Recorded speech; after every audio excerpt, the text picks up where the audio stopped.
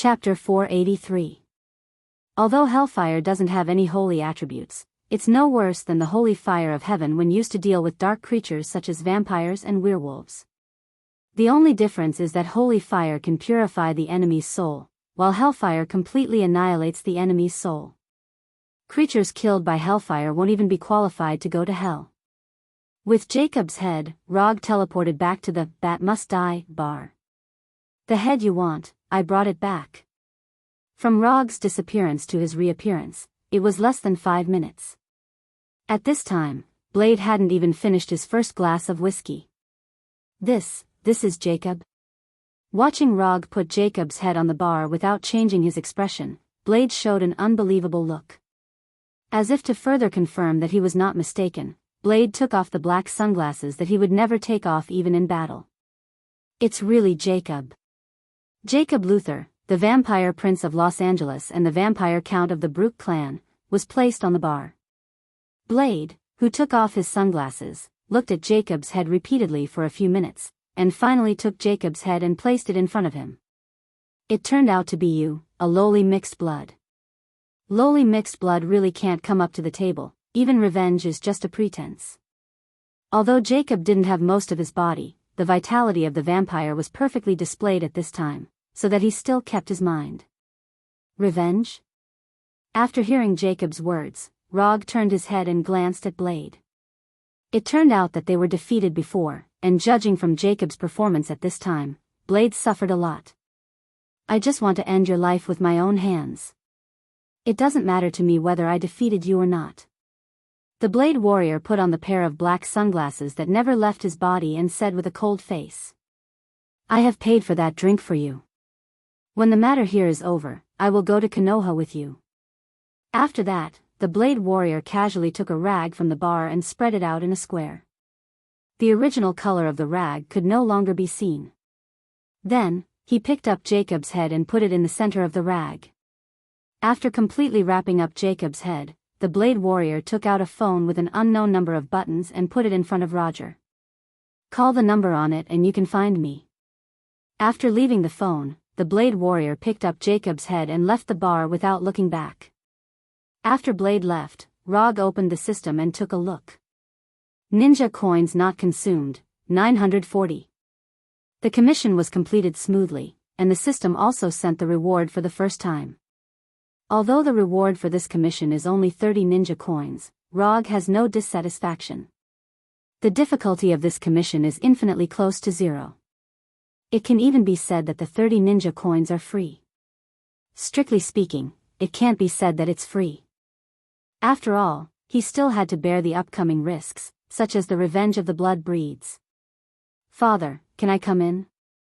Jamie Luther, who was driven out of the office by Jacob, was like a guard at this time, holding a silver tray. In the glass on the tray, there was the blood of Jacob's favorite 16-year-old girl. After being scolded by Jacob, the more Jamie thought about it, the more he felt like he had to do something. So, he returned to his office and racked his brain to come up with a perfect plan. Of course, this perfect plan is just Jamie Luther's own idea. Although he is the only descendant of Jacob and has the strength of a vampire viscount. But ever since he was born, he had never experienced a proper battle, let alone a battle with his nemesis, the werewolves. Therefore, it was easy to imagine how perfect his perfect plan to capture the werewolves would be. "Father, I can make up the number of werewolves before Grand Duke William arrives. Can I come in and explain it to you in detail?" Jamie Luther, who didn't get a response for a long time, asked again and said his purpose. Under normal circumstances, no matter how angry Jacob was, he would let Jamie enter the office. However, after waiting patiently for a few minutes, Jamie still didn't hear Jacob's reply. If he had a little bit of experience, he would have realized that something was wrong. But this noble vampire viscount didn't react at all. He still stood at the door like a fool, waiting for Jacob's agreement. Los Angeles, Beverly Hills Hotel, 5-star suite. After the Blade warrior left Bat Must Die, Rog also left. Bat Must Die was an old bar that didn't suit his taste. So, he came to the famous Beverly Hills Hotel and booked a 5-star suite here for a week. Beverly Hills Hotel is a famous five-star diamond-free hotel in Los Angeles. Since it opened in 1912, it has been popular with celebrities. Business tycoons, movie stars, royal family members, leaders of various countries, and so on, have frequently visited here. Beverly Hills Hotel is located in the most famous city in Los Angeles, Beverly Hills, covering an area of about 12 acres. Not far from the hotel is the famous Wilshire Boulevard. In order to avoid unnecessary trouble, Rog didn't use his real identity to check in. Instead, he used a legal, fake identity, specially registered by Konoha to check in. Although the Blade Warrior's commission was completed, he didn't plan to leave Los Angeles immediately. He didn't have any conflicts with the vampires, and the vampires had always been well-behaved and abided by the commandment of seclusion. However, after knowing about Kane, the first city, and the reappearance of the glory of the vampires, he wouldn't easily leave here. It didn't matter whether the vampires provoked Konoha or not. What was important was that he was interested in the vampires. According to the two unlucky vampires, in order to restore the glory of the vampires, the 8 dukes of the 8 major clans used the legendary 13 sacred artifacts of the vampires. Whether the 13 sacred artifacts of the vampires were used to unlock the seal of Kane and the first city, Rog wasn't sure yet. Although the two vampires swore that what they said was true, considering their status in the clans, Rog felt that the authenticity of the news had yet to be confirmed. The news could be fake, but one thing was true. That was, the 13 sacred artifacts of the vampires were real. As a ninja with some strength, Rog and the father of the gods, Odin, had the same hobby. They took treasures from the enemy and put them in their own collection room. The box of ice, the eternal fire, the tesseract, and so on in the treasury of the Asgard palace were all obtained in this way. Putting aside whether or not they could be used, just the fact that these treasures were placed there was enough to make people happy.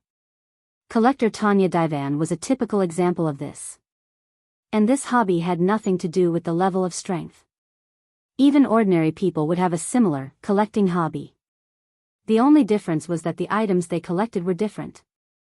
For example, some people like to hoard figurines, some like to hoard Lego, and some like to hoard money. While thinking about how to make the 13 sacred artifacts of the vampires his own collection, Rog took out the phone left by the Blade Warrior and took out the SIM card inside. Then, he threw this outdated phone into the trash can and inserted the phone card into the latest fruit phone. After doing this, he summoned a shadow clone and gave the special bullets he bought from Bat Must Die to the shadow clone. Since he was going to deal with the vampires, it was reasonable to prepare some weapons to deal with the vampires. When the shadow clone returned to Konoha with the silver bullets and ultraviolet bullets, Rog picked up the phone in the room and called for room service. The Beverly Hills Hotel was famous for its luxurious rooms and exemplary hotel service. Rog, who hadn't eaten for a night, certainly wouldn't let himself go to bed hungry. The next morning, Rog, who had changed into casual clothes, drove a Chevrolet SUV out of the hotel. This Chevrolet SUV wasn't a psychic one. He had rented it from the hotel. As for why he didn't drive his own sports car, the reason was simple. The place he was going to next was not suitable for a sports car. Last night, outside the secret base of the Blade Warrior, in less than 10 minutes, he met 3 waves of gangsters who tried to steal his Dodge Tomahawk. In order to avoid this kind of thing, he chose a more ordinary SUV. I don't believe that you won't even let go of a car worth tens of thousands of dollars. From the prosperous Beverly Hills Hotel all the way to the gate of the Blade Warrior's secret base, Rog once again saw the special scene of 2 worlds in one city of Los Angeles. I'm at your door, come out. Rog didn't tell the Blade Warrior what he was going to do next. With the character of the Blade Warrior, even if he just asked him for lunch, he would bring all his weapons and equipment. A few minutes later, Rog saw the Blade Warrior, who was obviously not as energetic as last night. Aren't you not afraid of the sun? How can this happen? Rog asked curiously. Not afraid doesn't mean I like it. The Blade Warrior with sunglasses answered with a blank expression. You don't like the sun, then the vampire must dislike it even more. After that, Rog started the car and left the slum where the security environment was only a little better than Hell's Kitchen. The Blade Warrior didn't ask where Rog was going to take him. Anyway, it didn't matter where they went. However, the Blade Warrior would never have thought that the place Rog was going to take him to was the vampire's castle. Chapter 484. Rog is now going to a castle in the suburbs of Los Angeles. Strictly speaking, the castle is not located in the suburbs of Los Angeles. After all, when the castle was built, not to mention Los Angeles, even the United States of America had not been established. The United States is indeed the most powerful country in the world at present, but its history is not very long. In 1776, the Declaration of Independence was issued and the United States was officially established. The castle Rog is now going to was built at the end of the 15th century. Last night, when he was tutoring on the knowledge of vampires, Rog found a very meaningful place. Although the main country where vampires are currently active is the United States, vampires, like the current American people, are not indigenous to the North American continent. Since the 15th century, European people have migrated to the North American continent. Among them, there are vampires and werewolves, the native products of the European continent. With the development of time, the vampires in Europe declined and the vampires in North America rose, just like the European and North American continents. Now, the North American continent, which was once just a place of immigration, has become the headquarters of the vampires. What do you think of the 13 sacred artifacts of the vampires? On the way to the castle, Rog suddenly asked the blade next to him. The 13 sacred artifacts are the sacred artifacts of the 13 clans. After some clans perished, the sacred weapons that belonged to those clans also disappeared. Some vampires have tried to find these lost artifacts before, but so far, no one has heard of any artifacts being recovered. The Blade is a professional vampire hunter, and his understanding of vampires is far beyond Rog. If someone took away all the 13 sacred artifacts of the vampires, how do you think the vampires will react? Rog continued to ask. Take away the 13 sacred artifacts? The Blade froze for a moment and looked at Rog doubtfully. If it wasn't Rog who asked this question now, he would definitely think that the person who asked this question was a madman. It's impossible for this to happen. The 13 sacred artifacts are kept by different clans, and no one can defeat all the clans. Moreover, the holy weapons of some of the clans have been lost. Even those vampires don't know where they are. After a pause of 10 seconds, the Blade Warrior continued, I advise you to give up the idea of collecting the 13 sacred weapons. Konoha is indeed very powerful, but if the vampires go completely crazy, they will not be less harmful than those aliens. Blade also hoped that vampires could completely disappear from this world, but he knew that this was only a delusion. Ever since the first vampire, Cain, appeared, no matter how people dealt with these vampires, they were like malignant tumors that clung to the human world. No matter how they were killed, there was no end to them. Even the church that worshipped the Heavenly Father could not do this. Where there is a will, there is a way. If you don't try, how do you know you can't do it? Rog replied with a smile and ended the topic. For the rest of the time, Rog and Blade did not speak. Even when they took a break for lunch, they ate separately, as if they were two strangers who did not know each other at all. At 3:00 in the afternoon, Roger and the Blade Warrior finally arrived at the castle surrounded by walls. Every 10 meters or so, there were warning signs that read, private property, no entry. This castle with 400 or 500 years of history is sitting alone on the grassland. At the gate of the castle, some modern vehicles are parked. From the outside, there is nothing wrong with this castle, it is similar to those castles that have become tourist attractions. But as long as you perceive it carefully, you will find that this castle is always exuding a cold aura like a haunted house. Even if it is now 3:00 in the afternoon when the sun is at its strongest, the castle still gives people a deep chill. Don't tell me you are going to attack this castle next. The Blade Warrior turned his head and asked Log. You already have the answer in your heart, why ask me? After that, Rog opened the door and went to the trunk. Although this car was rented from the hotel, the things in the trunk were not rented. When Rog opened the trunk, a small arsenal appeared in front of him. Daggers, katanas, grenades, pistols, rifles, grenade launchers, rocket launchers, Gatling guns. In the trunk, there are enough weapons to equip a U.S. Army combat squad. Most of these weapons were taken directly from Konoha's armory last night by the Shadow clone. Only the daggers, katanas, grenades, and bullets were processed overnight. The daggers and katanas are silver, and the bullets and grenades are also specially modified ultraviolet versions. Take whatever you like. After seeing Blade's arrival, Rog said casually. He has just perceived that there is no powerful existence in the castle, only some low-level goods.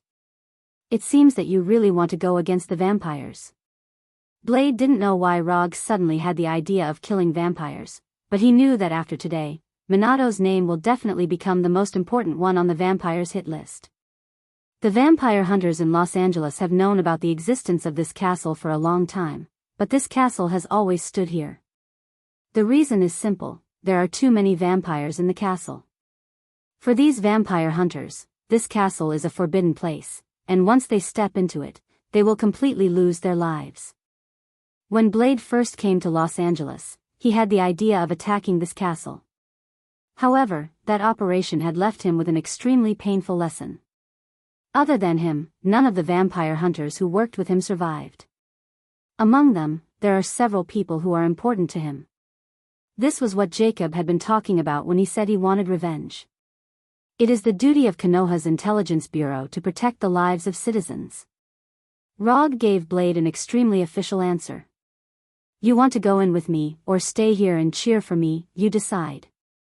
After hanging all the weapons he needed on his body, Rog picked up the Gatling gun that only a true warrior can use with one hand. The Gatling gun in his right hand, and the rocket launcher in his left hand. On his back was a silver katana, and an M4A1 assault rifle loaded with an M203 grenade launcher. On his tactical vest were UV grenades and onion grenades, as well as an M17 pistol and a silver dagger. On his belt, there were 2 HK-USP pistols. After coming to the entrance of the gate, Rog jumped over the 4-meter-high gate. After watching Rog walk in without hiding, Blade hesitated for a few seconds, then followed Rog in. Although there was no one around, Rog knew that the vampires in the castle already knew of his arrival. But because it was daytime, they couldn't openly stop him. Although not all vampires were afraid of the sun, it was obvious that these low-level vampires in the castle had not reached the point where they could ignore the sun. After coming to a place only 30 meters away from the castle gate, Rog aimed the rocket launcher in his left hand at the castle gate and decisively pulled the trigger. Boom! A huge explosion instantly resounded through the castle, and the solid wooden gate that was several times older than him shattered. After blasting open the castle gate with a rocket, Rog did not hesitate and immediately used the body flicker technique.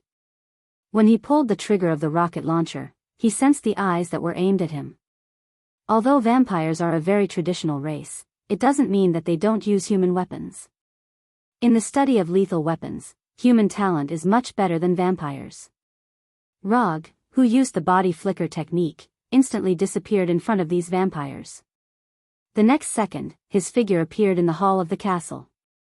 The range is the truth, the caliber is justice. Gatling gun, fearless. Rog, who entered the hall of the castle, showed a crazy smile, and pulled the trigger of the Gatling gun like a devil.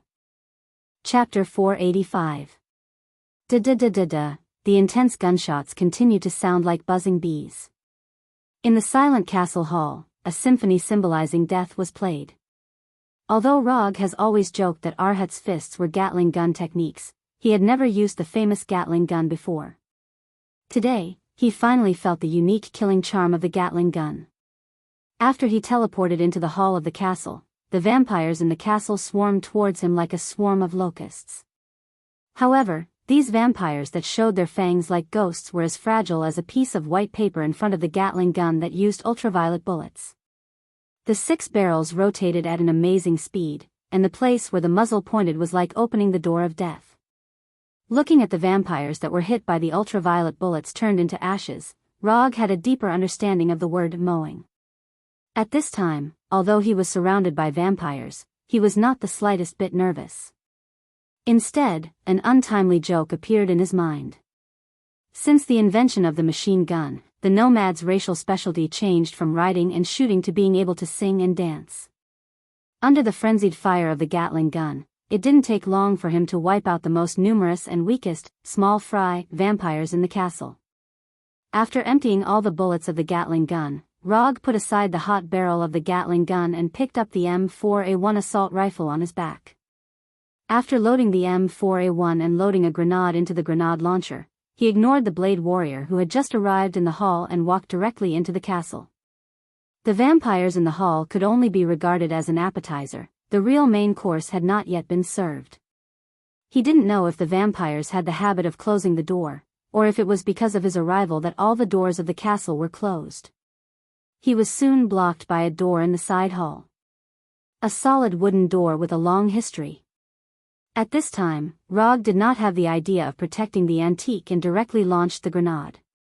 Boom! The solid wooden door shattered, and large and small pieces scattered on the ground. Unlike the main hall, there weren't many vampires in the side hall. Moreover, unlike the vampires in the hall that only pounced on him like wild beasts, the vampires in the side hall were obviously much more advanced. They wore the same dark red uniform and held various cold weapons that looked like antiques in their hands. If it was any other time, Rog wouldn't mind playing with these swordsman-like vampires. But now, he had no such intention. Although he was carrying a silver katana on his back, he wasn't going to use it to deal with these vampires who looked like guards. Thus, he made a move that suited his current image. Aim, fire, all in one go. Although he hadn't undergone professional shooting training, it didn't mean that his shooting skills were bad. On the contrary, his shooting skills could even be considered quite good. He could even play with shurikens, a throwing weapon, to the point of perfection. Of course, a mere firearm would not be a problem for him. Bang bang bang. Bang bang bang. Bang bang bang. At this time, Rog did not use burst fire. Instead, he switched the safety on the rifle to triple burst mode.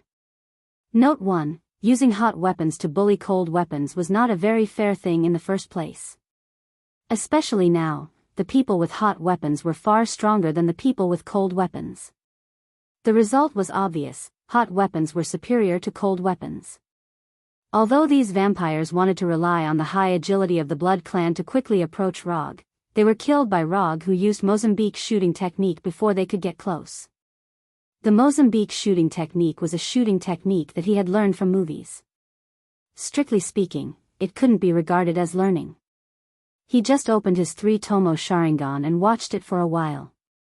Mozambique shooting technique, simply put, was to shoot the target's body twice, and then shoot the target's head once. The principle of this shooting technique was very simple, that is, the body was hit the largest area, and it was the easiest to hit.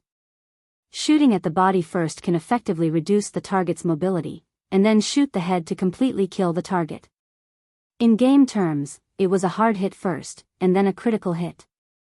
After easily killing the 7 vampire guards with Mozambique shooting technique, Rog took out the unfinished magazine and replaced it with a full magazine.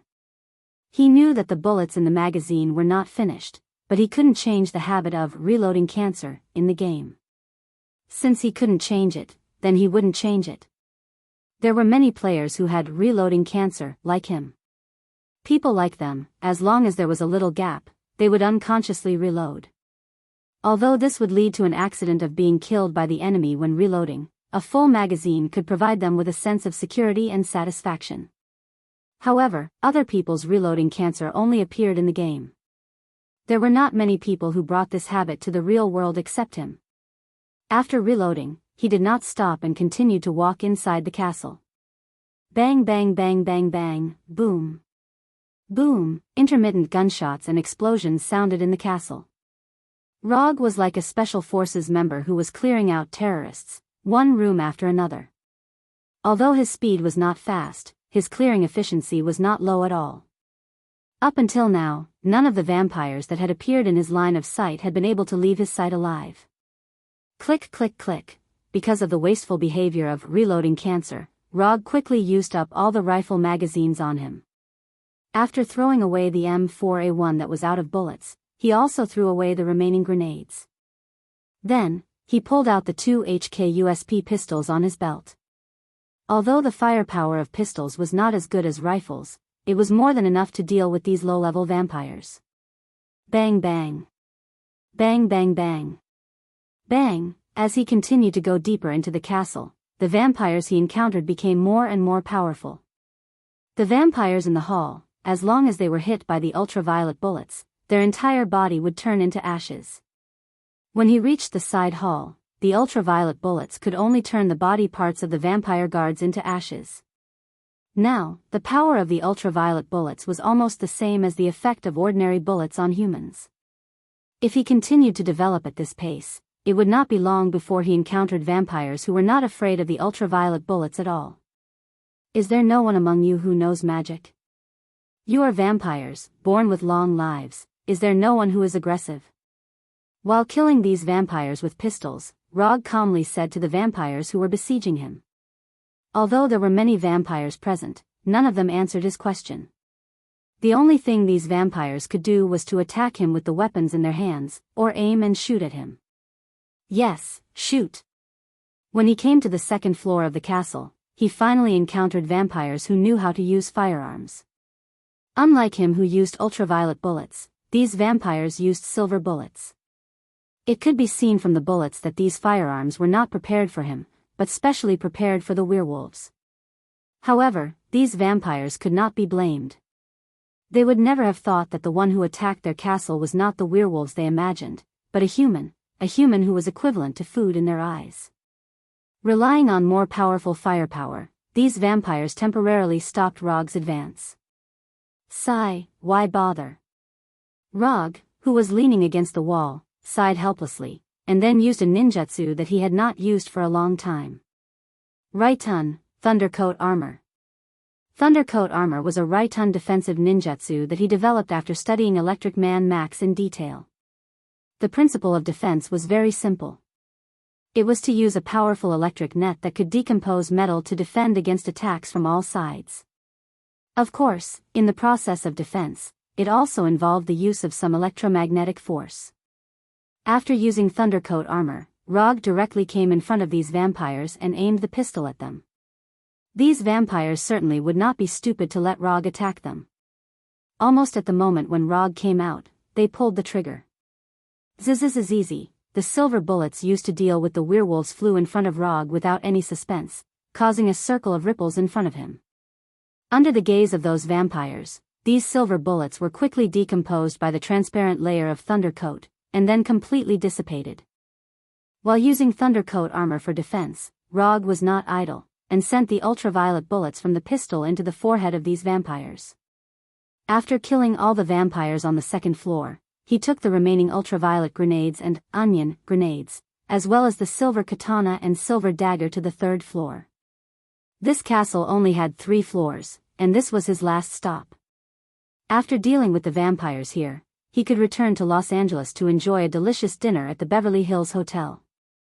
The number of vampires on the third floor was far less than the first and second floors, but their life signal strength was far stronger than the vampires on the 2 floors below. If nothing unexpected happened, he should be able to meet a vampire who can use magic here.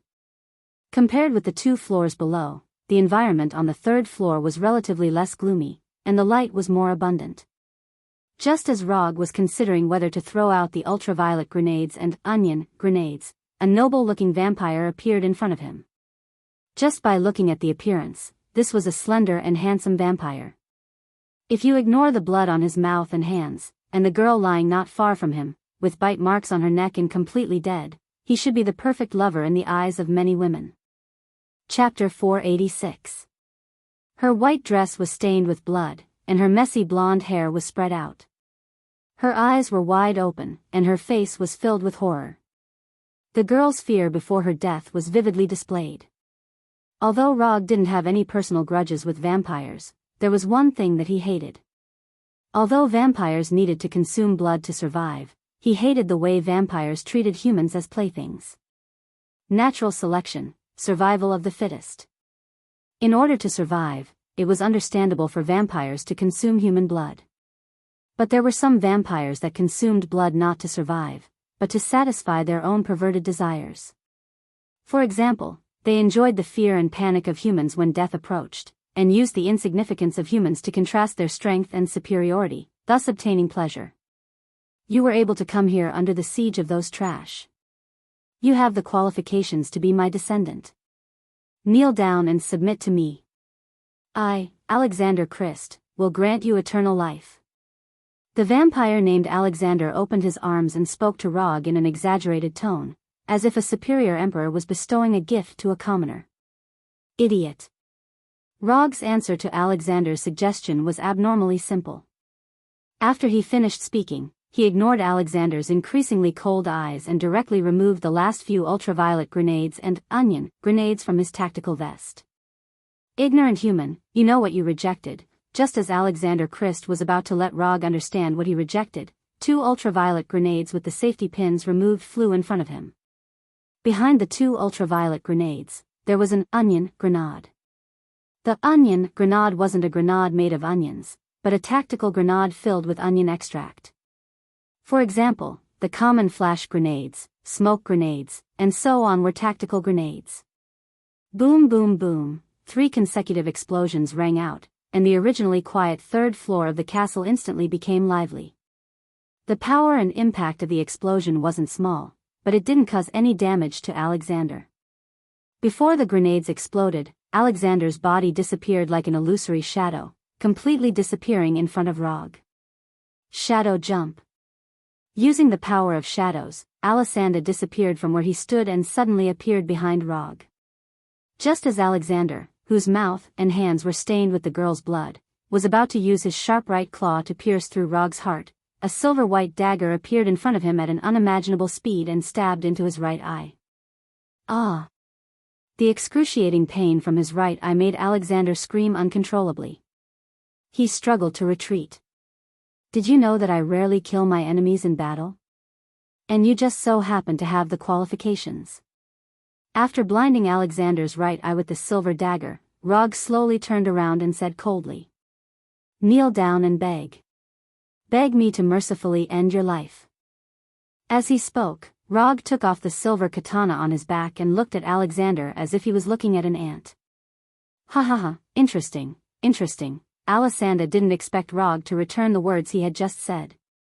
Laughing wildly, Alexander pulled out the silver dagger that was stabbed into his right eye and licked the blood on the dagger. "Come, let me see how you're going to end my life." Under the nourishment of the power of blood, Alexander's pierced right eye quickly recovered. Within a few seconds, his right eye returned to its original state, as if everything before was just an illusion. The vampire's recovery was originally very good, and Alexander was one of the best. Unlike the vampires who pursued physical strength and magical power, Alexander didn't choose the 2 most stable paths. Regeneration. On the basis of the vampire's amazing recovery, he pursued an immortal regenerative ability. Alexander's choice was very unconventional, but he relied on this unconventional choice to walk his own path.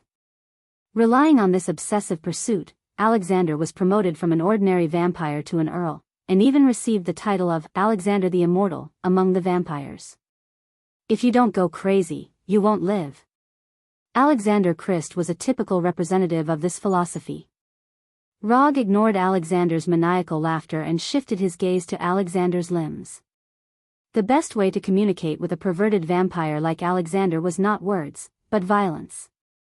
Thus, when Alexander opened his mouth and laughed wildly, Rog directly launched an attack. Body flicker.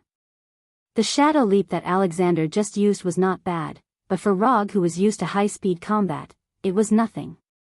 The speed that Alexander just displayed didn't even make him interested in using lightning body flicker. Before Alexander's laughter stopped, Rog was already in front of him. Then, a silver arc flashed across Alexander's sight. Before Alexander could react, his right hand holding the silver dagger was completely separated from his body. After chopping off Alexander's right hand, Roger did not stop what he was doing. He continued to wield the silver katana. Left hand, right foot, left foot. In less than 3 seconds, Alexander's limbs were all removed by Rog. Bright red blood splashed out from the wounds on his limbs, and Alexander fell back uncontrollably. However, Rog's attack still didn't stop. Before Alexander's body fell to the ground, the silver katana slashed across his chest again and again, cutting the clothes on his upper body into pieces. As the pieces of clothes fluttered like fallen leaves, the wound on Alexander's chest was fully revealed. Rog didn't use the katana to write on Alexander's body, but used the sharp blade to draw a bloody hexagram. After doing all this, he summoned a small cluster of hellfire to his left hand and let the hellfire burn on the middle finger of his left hand. Alexander didn't expect Rog's attack to come so quickly. It was indeed painful to have his limbs cut off, but it couldn't suppress the shock in his heart.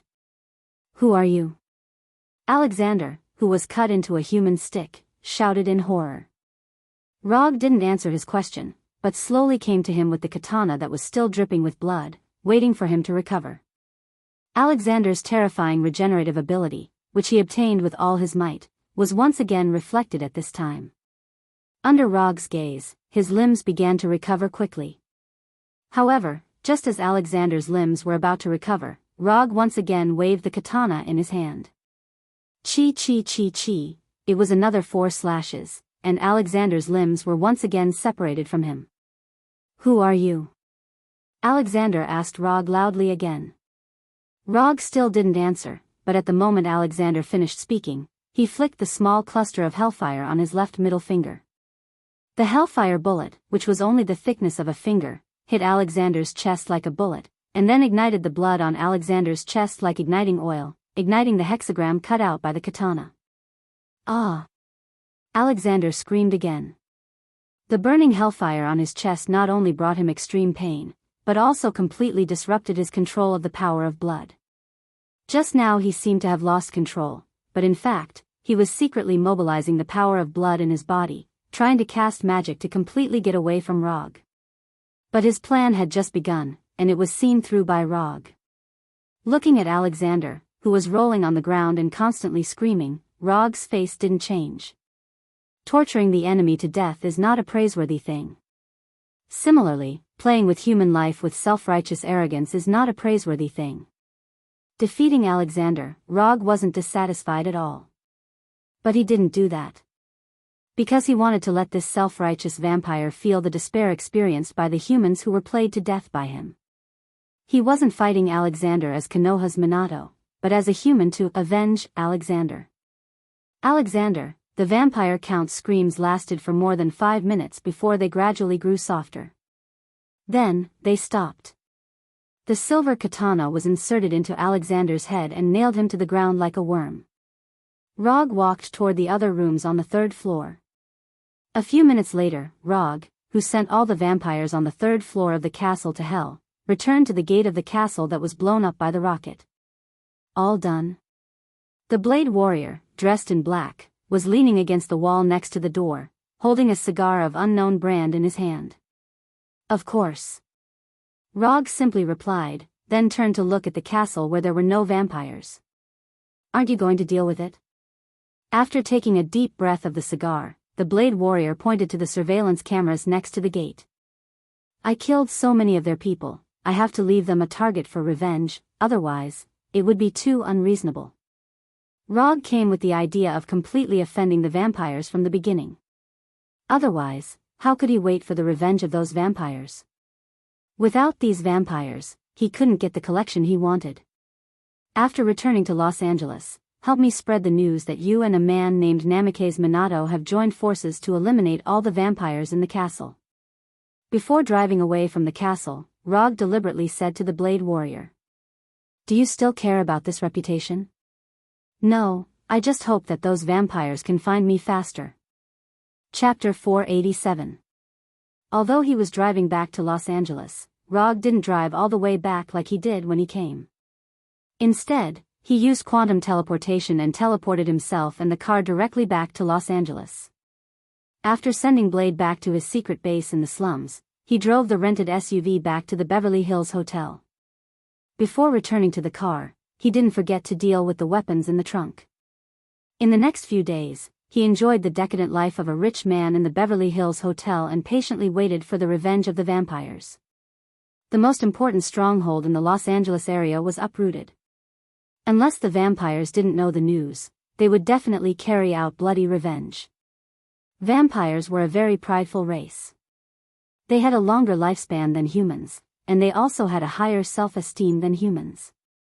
However, what Rog didn't expect was that after enjoying the decadent life of a rich man in the Beverly Hills Hotel for a few days, the first thing he waited for was not the revenge of the vampires, but the vampires' archenemy, the werewolves. Beverly Hills Hotel, Polo Lounge. Mr. Minato, hello, my name is Henry.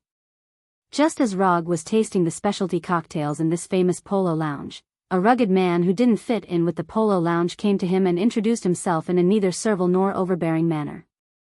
We don't know each other, right? Rog looked up at Henry, who was wearing a brown sheepskin jacket and light blue jeans, and asked in confusion. He didn't sense a vampire's aura on Henry, who was well-built. Today is the first time we meet, can I sit here? Unlike his rugged appearance, Henry, who took the macho route, showed politeness that didn't match his image. Sit down. When Henry sat down, Rog used chakra to sense his life force. This is a werewolf? On Henry, he perceived a life signal that was completely different from that of humans. I took the liberty to come here today, I hope Mr. Minato doesn't mind. The rugged Henry continued, then turned his head and glanced around. I don't mind. Tell me, what do you want from me? Although he had never seen a werewolf before, he was certain that Henry was a werewolf. I heard a few days ago that Minato-san went to a vampire's lair with the vampire hunter called Blade Warrior, so if Minato-san doesn't mind, I hope to get some small help from you. After saying that, Harry raised his right hand slightly, and his right hand, which was no different from a normal person's, changed rapidly. Gray hair quickly grew out of his palms, and his white fingernails began to grow thicker and longer, finally turning into claws. Henry maintained the werewolf's right claw for a few seconds and then quickly changed back to his human right hand. To be able to control parts of his body to transform, this werewolf was quite interesting. Although Rog had never dealt with werewolves before, it didn't mean that he knew nothing about them. Werewolves and vampires were both dark creatures. There was a lot of information about werewolves in Kamartaj's library. However, Kamartaj didn't attack these werewolves and vampires. She just registered them in detail like a zookeeper. Kamartaj wasn't particularly concerned about the native creatures of the earth. As long as these native creatures didn't contact some evil existences from other dimensions or try to set off a magical apocalypse on the earth, Kamartaj generally wouldn't do anything. Otherwise, these vampires and werewolves wouldn't have lived to this day. Sorcerer Supreme Ancient One wasn't someone that these vampires and werewolves could compete with. If you want help, why don't you go to the vampire hunters? As far as I know, vampire hunters don't reject working with werewolves. You have the same enemy, and you have cooperated with each other before. It wasn't impossible for vampire hunters to cooperate with werewolves. Vampire hunters were just a small branch of the demon hunters. Because they only targeted vampires, they were called vampire hunters. Although werewolves were also dark creatures, they belonged to the category of monsters. But werewolves were not in the scope of vampire hunters' work. Although this was not in line with the professional ethics of demon hunters were originally a neglected profession, and there was no such thing as a demon hunter guild. Therefore, the demon hunters also turned a blind eye to the cooperation between vampire hunters and werewolves. As long as they didn't cooperate under the eyes of the demon hunters didn't bother to pay attention to them. They are not strong enough. They don't even have the strength to deal with the vampire Earl, so they can't help us. Obviously, this Henry did some homework before coming over. Tell me about your plan, but I can't guarantee that I will agree. Rog took a sip of the Polo Lounge's specialty cocktail and said slowly. Those vampires plan to rescue their ancestors from the sealed land. Our plan is very simple, that is, to completely destroy their plan. Mr. Minato, you should also know that although we werewolves have gotten rid of the vampire's slavery, the strength of our race is always weaker than theirs. So if you don't mind, I hope you can join us in our plan. Henry gave a simple explanation. It was not a secret that the vampires were trying to let Kane and the First City return to the world. Even Rog, an outsider, could find out about it. Of course, the werewolves could also find out about it. It was normal for Henry to want to stop the vampire's plan. But the problem was, he didn't feel the need to help the werewolves. Before Rog could refuse, Henry continued, "Mr. Minato, you can rest assured that this plan will not let you do it for free. As far as I know, Mr. Minato, you've been interested in the vampire's 13 sacred weapons recently. I happen to have a few in my hands. I wonder if you're interested in taking a look." After saying that, Henry took out 4 photos from his pocket and handed them to Rog. Rog took the photos from Henry and glanced at them casually. Bone harp, butcher's knife, ghost lantern, poison bottle. I wonder if these 4 sacred weapons can meet your needs. While Rog was browsing through the photos, Henry said the names of the 4 sacred weapons in the photos. "It seems that the vampires and others have underestimated you. No wonder the vampires haven't been able to find these lost sacred weapons." Although Rog didn't know how Henry found these sacred weapons, he was quite satisfied with the reward that Henry gave. Chapter 488. Although Harry had only taken out the photos of the 4 holy weapons, there were only 5 blood-breed clans that had perished. This also meant that only 1 saint artifact was still missing. If he could get his hands on the remaining 8 sacred artifacts of the Blood Kindred, it would be no different from gathering all 13 of the Blood Kindred's sacred artifacts. For sacred tools of the vampire clan, you should not just want to stop the plan of the vampire clan, right? If it was just to stop the vampire clan, Henry didn't need to pay such a huge price. Although the 13 sacred tools were only the sacred tools of the vampire clan, they were also of great value to the werewolves who were also dark creatures. Stopping those blood-sucking bastards is our main purpose. In addition, we hope Minato-san can help introduce us to Fenrir. Fenrir? Rog was not surprised that Henry knew about his relationship with Konoha. In Bats Must Die, he deliberately revealed this, so it was not strange that Henry knew about it. But what he didn't expect was that Henry's additional request was to see Fenrir. "Introducing Fenrir is not a problem, but I want to know why you want to see him." Although Fenrir was also a wolf, his wolf was completely different from Henry's wolves. Fenrir was a native demon wolf of Asgard. Although he looked very similar to the wolves on Earth, when it came to genes and lineage, Henry's werewolves were more similar to baboons than to Fenrir. This is the case, Minato-san. You also know that vampires have a common ancestor, Cain. Although the history of werewolves is not shorter than that of vampires, unfortunately, we still don't know where we came from. Some people say that the ancestor of werewolves was an ordinary person who was bitten by a wolf. Some people say that our ancestor was an out-of-control magician who studied black magic in ancient times. Some people say that our ancestors were a group of sinners cursed by God and could only survive in a half-human, half-beast state. Where we werewolves were born is a part of the fog of history that cannot be investigated. But Fenrir's appearance gave us hope. Fenrir's appearance is definitely not a coincidence. His existence may be able to solve this mystery that has troubled our people for countless years. Harry didn't hide anything and told him the whole story. Through Fenrir, the mystery of the birth of werewolves was solved. It had to be said that werewolves like Henry were quite imaginative. Fenrir's appearance was indeed not a coincidence.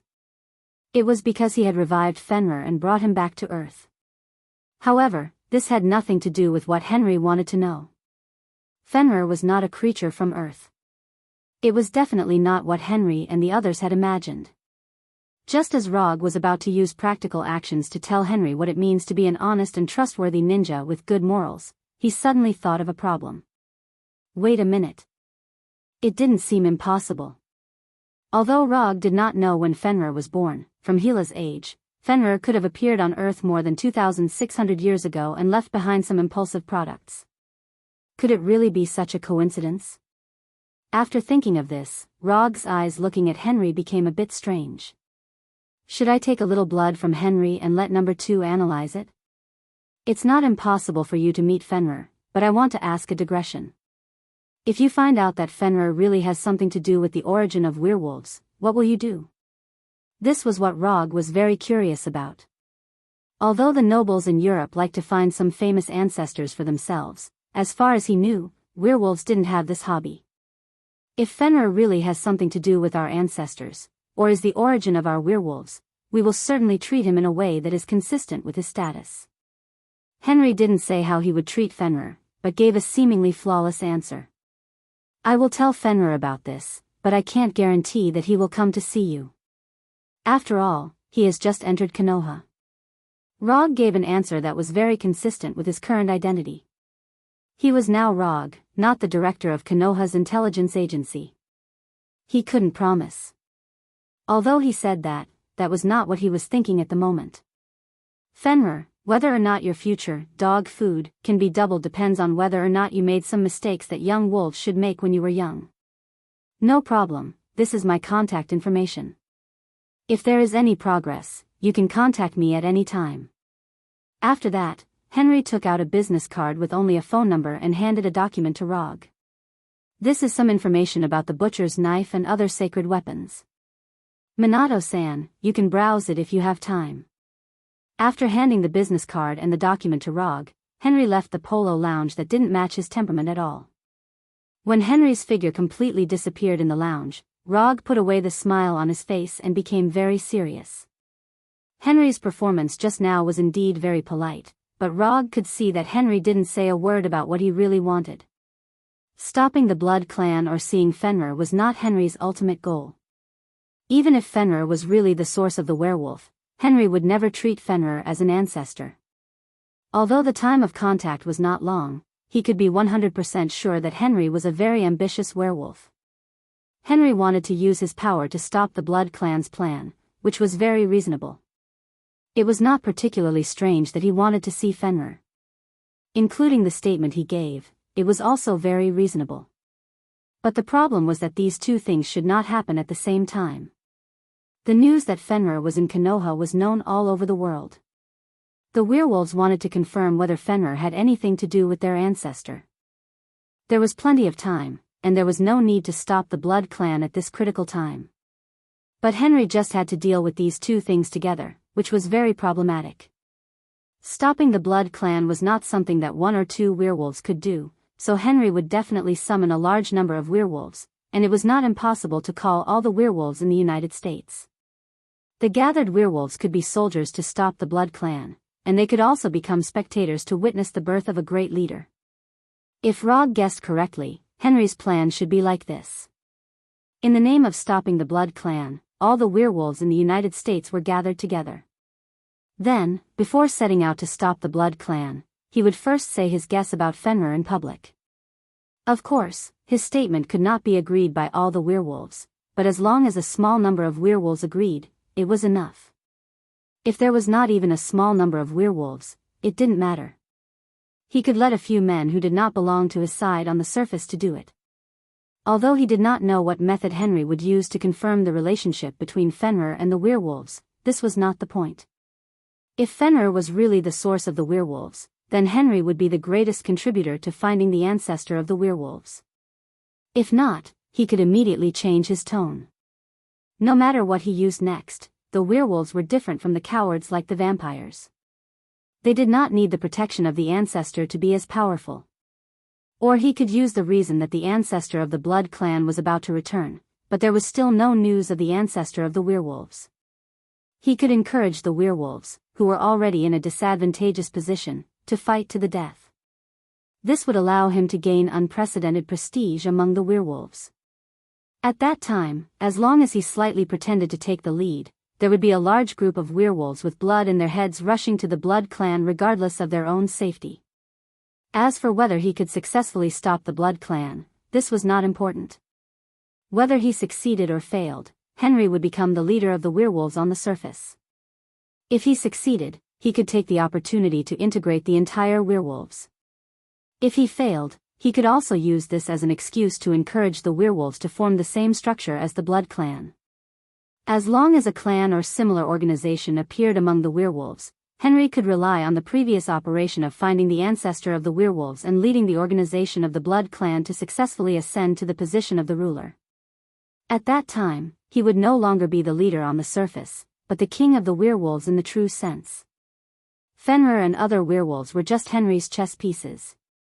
Even Rog was just a small chess piece in his calculations. As long as Henry could gather the three elements of the werewolves, Fenrir, and the Blood clan, no matter how things developed in the end, he would be the biggest winner. Judging from the current situation, except for the element of Fenrir, which he could not determine for the time being, he already had the other two elements. Although these were only his own guesses at present, Rog believed that his guesses were correct.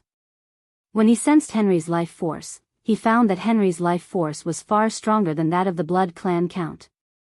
If Henry really cared about the future of the werewolves as much as he showed, he should have come to Los Angeles to rescue his compatriots when Jacob captured the other werewolves, instead of waiting until Jacob died and the castle stronghold in the suburbs of Los Angeles was also uprooted before appearing in Los Angeles. And Rog now had reason to suspect that Henry's plan was temporarily made by him. Because he knew that a member of Konoha named Namikaze Minato suddenly fought with the Blood clan, he made a plan that included Fenrir. Of course, it was also possible that Henry had a similar plan early on, but because of the appearance of Namikaze Minato, he slightly adjusted the plan. After all, Namikaze Minato came from Konoha, and Konoha just had a prehistoric giant wolf Fenrir that suddenly appeared. Chapter 489. Outside the Beverly Hills Hotel. Sir, are we really going to give the 4 sacred tools to this guy named Namikaze Minato? This is a treasure that our people have spent hundreds of years and countless manpower and resources to obtain. Wouldn't it be too much of a loss to give them away? In the latest dark green Bentley SUV, the young man sitting in the driver's seat said to Henry in the back seat. Of course, it's a loss to give them away, but as long as we don't give them away, we won't lose. The current Henry was a completely different person compared to when he was in the Polo Lounge. The kind and friendly expression completely disappeared, replaced by a face full of arrogance. Isn't this not good? After all, Namikaze Minato is from Konoha. The young man who was the driver asked doubtfully. Although Konoha was just a new organization that was established a few years ago, in the dark world, there was such a saying. Even if we are enemies with the US military and the Restoration Alliance at the same time, we will never become Konoha's enemy. After all, the US military and the Restoration Alliance wouldn't do such a thing. But Konoha was completely different. If they were enemies with Konoha, not to mention their relatives and friends, even their neighbor's dog would be in danger.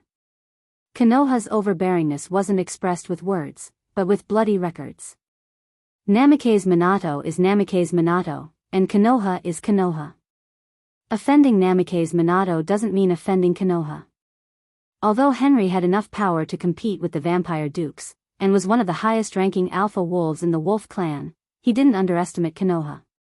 Konoha's anger wasn't something an alpha wolf like him could withstand. Even if the entire Wolf clan gathered together, they may not be able to withstand Konoha's anger.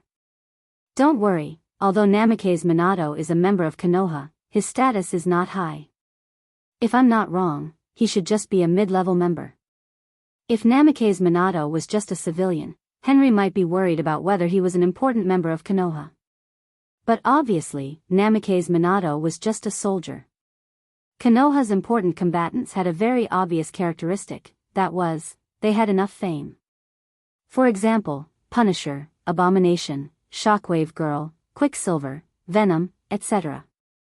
Harry had never heard of Minato and Konoha, so he could conclude that Minato was just an ordinary member of Konoha's fighting force. At most, he would be a captain or something.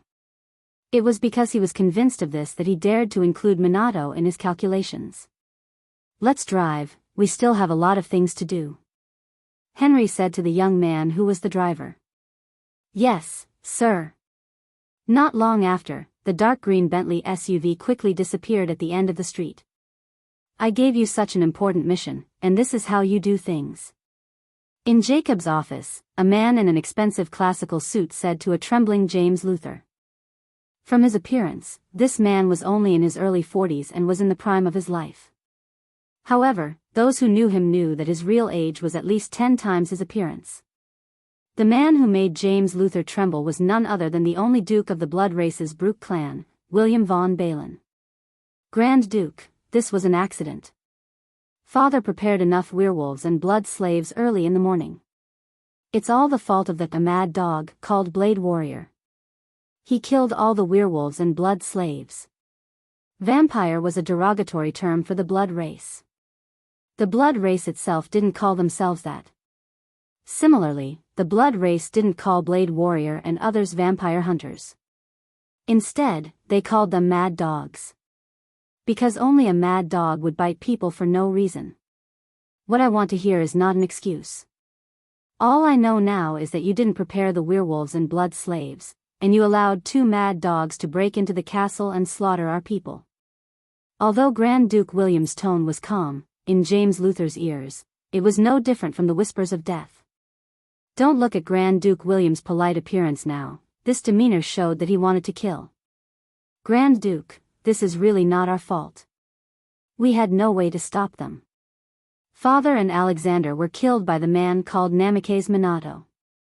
We can't find anyone stronger than Father and Alexander. Although his voice was trembling slightly, James Luther still didn't forget to throw all the blame to Namikaze Minato. And Namikaze Minato is still a member of Konoha. We don't dare to take revenge easily, for fear of causing Konoha's dissatisfaction. Jamie Luther added another excuse. After hearing the word Konoha, Grand Duke William's face became dignified. The higher the strength and status, the more one could understand the horror of Konoha. Like Henry, Grand Duke William didn't want to fight with Konoha. If possible, Grand Duke William even hoped that the blood race could reach some friendly cooperation with Konoha. I will deal with Namikaze Minato personally. As for the other mad dogs, I don't want to hear about them in Los Angeles. Grand Duke William finally made a decision and ordered James. I don't know how Jacob became a prince. In the entire Los Angeles area, there are only 2 counts. This is simply nonsense. My personal guards will assist you. If you can't achieve your goal, you don't have to come back. After saying that, Grand Duke William waved his hand impatiently and let James leave the office. Namikaze Minato. Konoha, just as Wolf King Henry and Grand Duke William were both thinking about how to deal with Namikaze Minato, Rog directly teleported from the 5-star suite of the Beverly Hills Hotel to Konoha's headquarters. In the completely renovated hangar, he saw Fenrir lying on the ground, as well as Abomination, Red Tank, and Black gathered together. Perhaps it was because of their extraordinary physiques, Fenrir became good friends with Xiao Hei and the other 2. They would often gather together when they had nothing to do. Of course, because they were not of the same race, the only entertainment they had when they got together was fighting and eating. Fenrir was the first person to discover Rog's arrival. Before Rog's figure appeared at the hangar gate, Fenrir discovered his arrival and greeted Rog in his own way. Hokage-sama. Red Tank and Abomination, who were barbecuing meat, immediately stood up and saluted when they noticed Log's arrival. As for Black, at this time, he was like a pool of slime, paralyzed on Fenrir's head. He casually transformed a black arm and waved at Rog as a greeting. Give me a copy too, slightly spicy. Glancing at the barbecued chicken wings and roast beef in the hands of Red Tank and Abomination, Rog said. Then, he came in front of Fenrir and looked at Fenrir and Black on his head. At this time, he discovered that Black was not paralyzed on Fenrir's head, but symbiotic on Fenrir's body. It seems that you finally chose a host.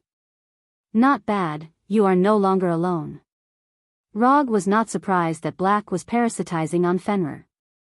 Although Black was a symbiotic demon weapon he created by imitating the Black Death Sword, Black was still a symbiotic demon after all, so it was not particularly strange that he embarked on the same path as Venom. As for why Black chose Fenrir as a host, it was easy to understand. As a symbiotic demon with strength far beyond the Lord level, Black has his own pride. Ordinary creatures, he doesn't even look at them. Although Fenrir was not a human, he was an out-and-out powerful demon wolf. Choosing Fenrir as a host can be regarded as a strong alliance and mutual achievement. It can't be helped, who told you not to be parasitized by me? I am also one of the top existences in the symbiotic demon clan, but in the end, I have fallen to the point of being abandoned by my master. Black said in a resentful tone. If someone didn't know the details, they would definitely think that Rog did something to him. I told you before that I don't want you to be a parasite. It's not that I dislike you, but I can't accept being hung on by a male creature. Symbiotic demons have no gender distinction. If you like, I can become someone else, just like now. At this time, Black completely transformed his voice into the voice of an Earth woman, and deliberately used a coquettish tone.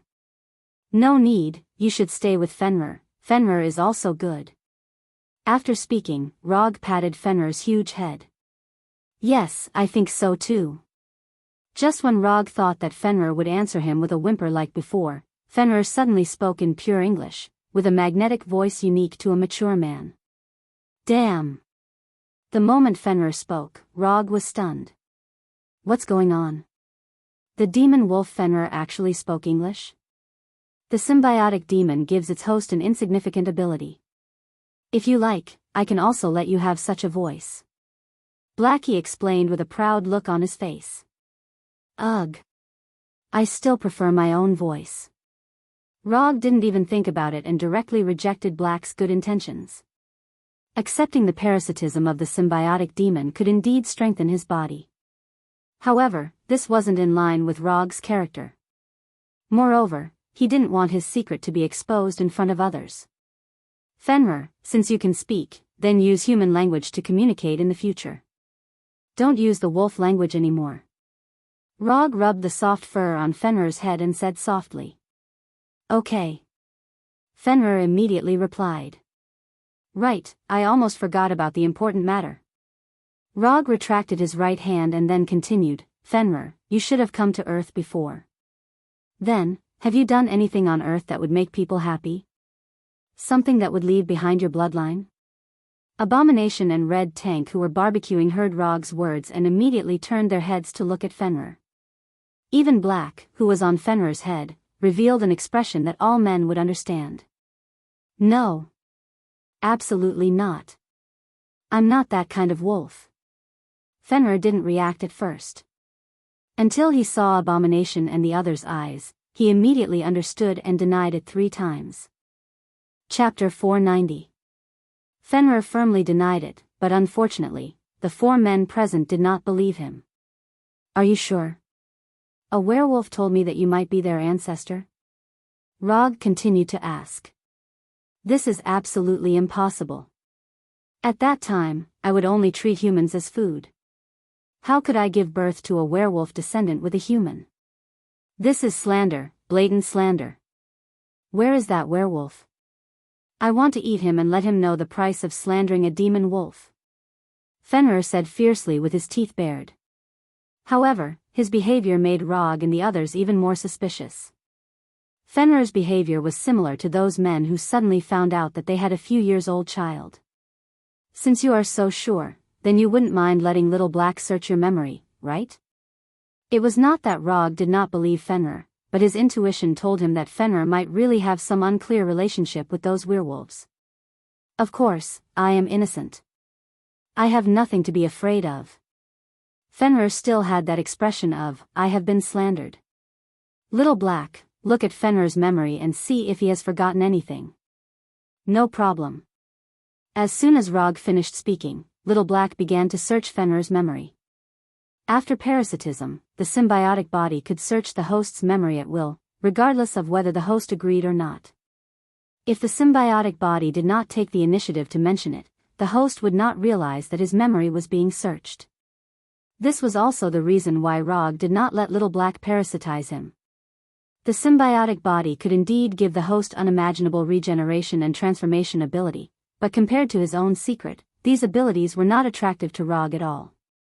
It did not take long for Little Black to search Fenrir's memory and confirm that what Fenrir said was the truth. No.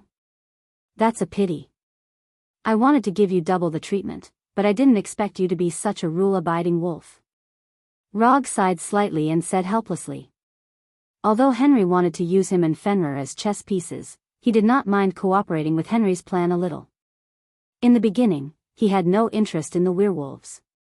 What he wanted was none other than the 13 sacred weapons of the blood race. But he didn't expect that Henry would take the initiative to come to him with 4 sacred artifacts. What was even more unexpected was that Henry actually wanted to use him as a pawn. Although Henry kept calling him Mr. Minato when they were talking, Rog could tell that this was just flattery on the surface. Harry took out the pictures of the 4 sacred artifacts and provided the information about them. It seemed that he had shown enough sincerity. But in fact, Henry didn't mention anything about how to hand over the 4 saint artifacts. Not only did he not mention anything about the delivery, but Harry also did not give a clear answer as to how much he needed to do to obtain the sacred artifact. Since the beginning of his detective career, Rog had his own set of principles when it came to business. This included how to deal with the situation where the client did not take the initiative to mention the remuneration, as well as how to deal with the situation where the client went back on his word. From his point of view, Henry was the kind of client who was highly likely to go back on his word. In a few days, you two will come with me to Los Angeles.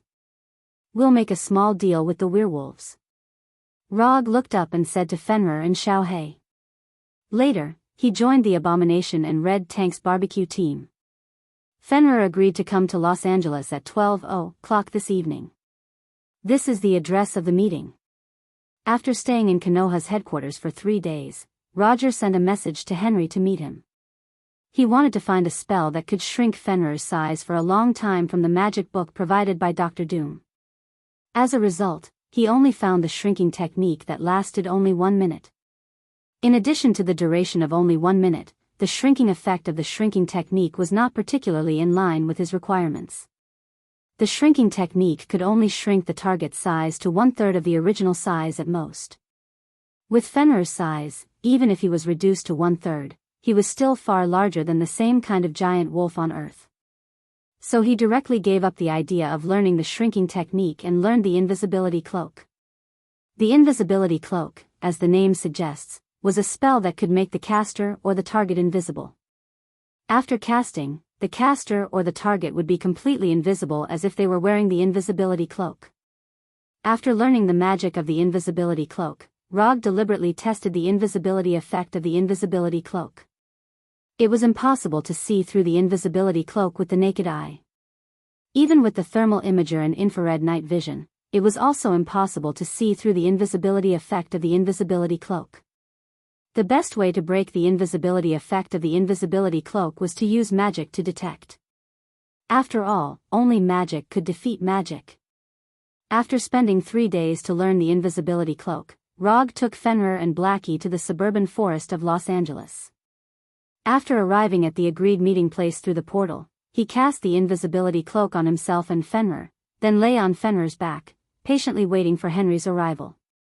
As for Blackie, he was in Fenrir's body and did not need any invisibility. As long as he did not take the initiative to show up, others would not discover his existence at all. In order to make the meeting more enjoyable, Rog deliberately arranged the meeting time to be in the middle of the night. Because the moon was dark, the wind was strong, and the night of murder. Time passed little by little, and when there were only 5 minutes left before the agreed time, Rog perceived the life signals quickly approaching the forest. Among these life signals that were far beyond ordinary people, he saw the life signal belonging to Henry. 100, 300, 500, 1,000, in less than 5 minutes, more than 1,000 werewolves' life signals broke into his perceptual network. This Henry is very charismatic, he can really call so many werewolves. Although he had guessed that Henry would call many werewolves over, more than 1,000 werewolves were still beyond Rog's expectations. Not to mention more than 1,000 werewolves, even if more than 1,000 ordinary people gathered together, it would attract the attention of the authorities. By the time the meeting time arrived, there were more than 1,500 werewolves in the forest. Although Rog and Fenrir were both under the magic effect of the invisibility cloak, Henry, who was walking in front, still found their position first. He smelled the scent of Rog and Fenrir. "Mr. Minato, we came as agreed." Henry looked at the open space in front of him and said in a friendly tone. After Henry spoke, Rog removed the invisibility cloak on himself and Fenrir and appeared in front of Henry and others. "I brought Fenrir, if you don't mind, I want to see the 4 sacred tools first." After hearing Rog's words, some displeasure quickly appeared on Henry's face, but he quickly suppressed this displeasure. "Mr. Minato, you can rest assured that we will never go back on what we promised you. But the 4 sacred tools are very important, so we didn't carry them with us. If Mr. Minato wants to see it personally, I can take you there later. What do you think?" Henry still had the same pleasant look, and said in a neither servile nor overbearing manner. Yes. Fenrir is there. If you want to confirm something, you can do it now. Rog pointed to Fenrir behind him and said casually. In fact, he was also curious about what method Henry would use to confirm the relationship between Werewolf and Fenrir. After expressing his gratitude to Rog, Henry waved his hand and motioned to several old werewolves behind him to come forward and arrange it. Unlike the blood breed, werewolves don't have much research on magic. But after seeing the old werewolves take out one magic material after another from the boxes they carried, Rog felt that he seemed to have underestimated these werewolves. Various magic materials were laid out one by one, and at the same time, these werewolves began to draw an extremely complicated magic array on the ground. This magic array? Although Rog is not a professional sorcerer, he is a student of the Sorcerer Supreme Ancient One, and his magic knowledge and theory are not bad. After carefully observing the magic on the magic array, he soon found that something was wrong. This is definitely not a magic array to confirm bloodline. This is a magic array with the effect of forced enslavement. After discovering this, Rog looked at Henry with some displeasure. At first, he thought that Henry just wanted to use Fenrir to play with political means to gain great prestige. However, it turns out that Henry's ambition is bigger than he thought. Henry intends to directly enslave Fenrir. Is this magic array a bit wrong? Rog came to Henry and said calmly. This is the magic array developed by our werewolf ancestors, so it is not the same as the magic array of human beings. Speaking of which, Mr. Minato is laughing at us. Although our werewolves have a stronger fertility and people than vampires, in terms of magic, we can't compare with those vampires. Henry, who looked rough, said in a regretful tone. Is that so? But from what I see, the spells used here are no different from the spells used by humans. For example, the magic that represents soul imprisonment and enslavement. As soon as Rog finished speaking, Henry, who had been very kind just now, immediately revealed his original appearance. A sharp right claw was aimed directly at Rog's neck. Faced with Henry's sudden attack, Rog did not move, but mobilized chakra in his body and released a ninjutsu in an instant. Raitun, Chidori Toru. Light blue lightning instantly appeared around Rog, blocking Henry's attack and knocking Henry out. I was going to play with you for a while and see what kind of plan you have, but I didn't expect that you would dare to directly enslave Fenrir. Chapter 491. Henry, who was repelled by the Chidori, rolled a few times in the air, and then fell to the ground like a real beast. He tried to attack Rog with his right hand, but he felt a strong numbness, as if thousands of needles were piercing his palm at the same time. However, what Henry cared about at this time was not the numbness in his right hand, but the light blue lightning around Rog's body.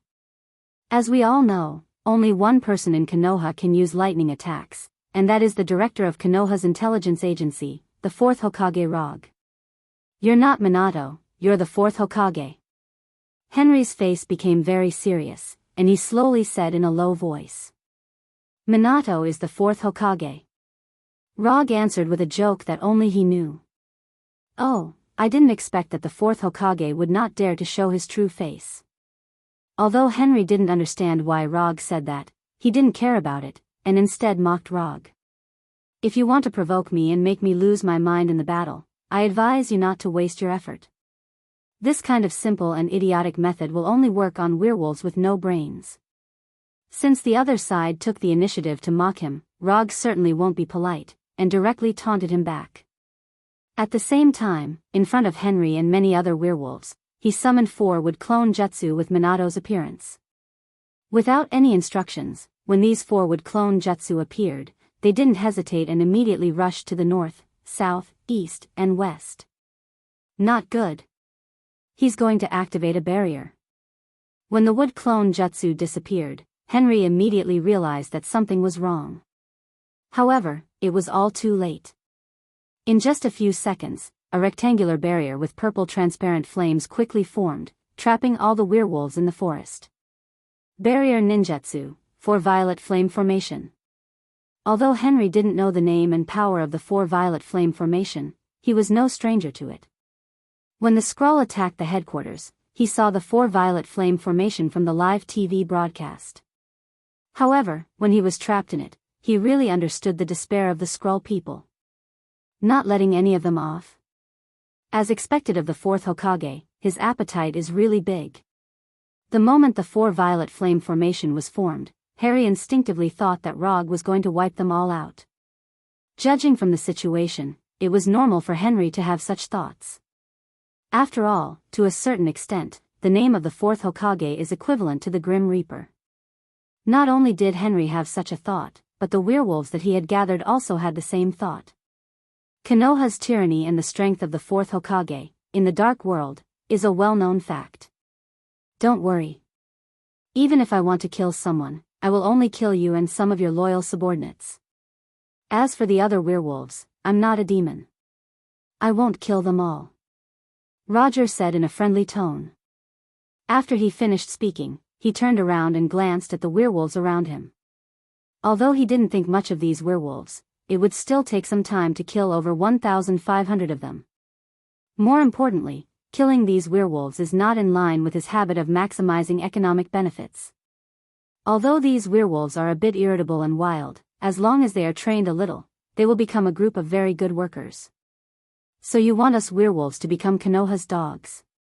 You don't have to be delusional, we werewolves will never be slaves. Henry coldly snorted and said with a disdainful look. Is that so? I hope you won't be slapped in the face later. After saying that, Rog no longer controlled his aura. Instead, he completely released the aura that he had gained from his many years of fighting and killing. At the moment when he completely released his momentum, in the eyes of Henry and the others, he was no longer a handsome human man, but a Grim Reaper who is in charge of the life and death of all living things. Those who kneel down, I will spare their lives. Rog didn't look at the werewolves around him and just said in a soft tone. Although his voice wasn't loud, every werewolf in the forest heard it clearly. You don't have to. Just as Henry was about to say something, he saw the werewolves kneeling down one after another silently. In just a few seconds, there were more than 1,000 werewolves kneeling down in the forest. Do you know why you have always been no match for the vampires? The reason is very simple. Because you are too weak to be a leader. If you want to turn your subordinates into an invincible pack of wolves, you must first make yourself an unparalleled wolf king. A weak wolf king can't lead a pack of powerful wolves. Only when you have enough strength can you create a group of powerful subordinates. I'll teach you this lesson for free. Rog didn't know what the situation was like inside the werewolves. But one thing he was sure of was that the werewolves' current small group structure couldn't be compared with the vampire clans that had a complete social structure. This was also the reason why the werewolves couldn't compete with the vampire clans after breaking free from their enslavement. Relying on their superior reproductive ability and the fact that they weren't afraid of sunlight, the werewolves could organize a decisive battle where they had the advantage in terms of numbers and timing. They could use an unprecedented large-scale group battle to establish the werewolves' position. Unfortunately, the werewolves' loose structure of groups of 3 to 5 severely hindered their progress in forming a complete tribe. If the vampires, who used clans as their foundation, were an empire, then the werewolves, who used small groups as their foundation, were a small tribe. Of course, it was impossible for a tribe to compete with an empire's power. There should be a lot of people in the werewolves who saw this. For example, Henry should know this very well. Otherwise, he wouldn't have painstakingly planned for the position of the werewolves' king. Of course, this didn't exclude the possibility that Henry was purely trying to satisfy his desire for power. Looking at the kneeling werewolves, Henry suddenly smiled bitterly and shook his head helplessly. Although the battle between him and Rog hadn't officially started, the result could be announced in advance. There was no need for anything. No matter what the result of the battle between him and Rog was, it couldn't change the reality in front of him. The werewolves were completely kneeling. Well done, worthy of the fourth Hokage who single-handedly established Konoha, you win. Henry removed his werewolf form and returned to his human form, then continued to say, as the loser, I don't know if I'm qualified to make a small request. You can say it. Rog didn't directly refuse Henry. Now, it was impossible for Henry to play any tricks. From the moment the 4 purple flames formation was formed and the werewolves knelt down, the result was already determined. I underestimated you, underestimated Konoha, and overestimated my people. Everything was my own plan. I wanted to become the king of the werewolves, so I schemed against you. None of this has anything to do with them. They just trusted me and thought that I wanted to stop the vampire, so they came here. I know I'm not qualified to ask you to do anything, but the werewolves have been broken by the vampire once. If you can, I hope you can give the werewolves a chance to stand up again in the future. I don't have any satisfactory reward to give you. I hope that my insignificant life will be enough for you to be magnanimous this once. Henry put his right hand on his left chest, turned it into a claw and pierced his chest, then he grabbed it hard. Puff! A faint sound like a water ball being crushed sounded in Henry's body. Henry, with a rough face, maintained his last smile. His whole body fell forward and fell heavily to the ground. Bright red blood continued to flow from the wound, dyeing the surrounding grass red. Looking at Henry, who had completely lost his life, Rog didn't say anything. After a few seconds of silence, he turned and looked at the werewolves behind him. Give him a funeral worthy of his status. After that, Rog didn't pay attention to these werewolves, came in front of Fenrir, and asked Fenrir, those werewolves who didn't kneel, do you think it's necessary to kill them? Although he was 100% sure that Henry was not his opponent, but Henry's action of committing suicide still touched Rog a little. Henry may not be a very qualified leader, but it was undeniable that he was indeed a werewolf who cared about the future of the werewolves. It's just that he didn't choose the right way, but had the idea of killing Rog and Fenrir. Let them live, their tribe is quite pitiful. After thinking seriously for more than 10 seconds, Fenrir gave his answer. Since you've said so, then let's spare their lives. From now on, these guys are under your command. Rog immediately decided the fate of these werewolves. Are you sure you don't want to think about it again? No, they are werewolves, you are the demon wolf, you are the most suitable to lead them. Oh, all right. Fenrir wasn't surprised by Rog's arrangement. In his view, this was what Rog would do. After burying Henry, these werewolves looked up at the direction of the moon at the same time, turned into werewolves, and then howled to the sky. This slightly messy collective howling lasted for nearly half a minute before it gradually stopped. Although Henry was dead, it didn't mean that things were over. After these werewolves held the funeral for Henry, Rog, sitting on Fenrir's back, said again, "Give me the 4 vampire sacred tools. In addition, go and inform the other werewolves that from today onwards, Fenrir is the wolf king of your werewolves. I don't care where they are, let them all come over within 3 days. Those who refuse to recognize Fenrir as the wolf king will have to bear the consequences." Chapter 492. Beverly Hills Hotel, in a 5-star suite. Because the vampire issue had not been resolved, Rog extended the suite for a month when he was at Konoha's headquarters to make it easier for him to live in the future. At this time, he was sitting alone in the suite's living room, looking at the 4 vampire sacred tools that Henry used to lure him into the trap. Bone harp, butcher's knife, ghost lantern, poison bottle. It had to be said that the vampire was a bit too casual when naming the sacred tools. However, Rog could completely understand the vampire's approach, because to a certain extent, he also had naming difficulties. Xiao He had a deep understanding of this. Throwing these messy thoughts to the back of his mind, he opened the box containing the bone harp. Bone harp, if one only looked at the name, one would think that this was a sacred tool that looked like a harp. But in fact, the bone harp was an ancient rib. Yes, it was a set of ribs, a complete set of ribs with a spine.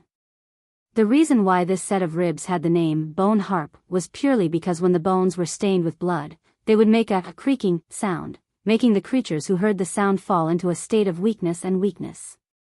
In addition to this sound that was similar to the sound of weakening magic, the bone harp had another function. As long as the bone harp was worn on the body, one would have a set of bone armor with amazing defensive power.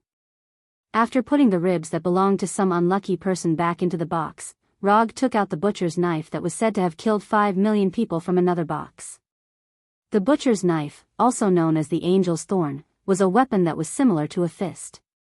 Rog did not believe that the butcher's knife had killed 5 million people. The butcher's knife may have killed a lot of people, but the number of 5 million was obviously an exaggeration.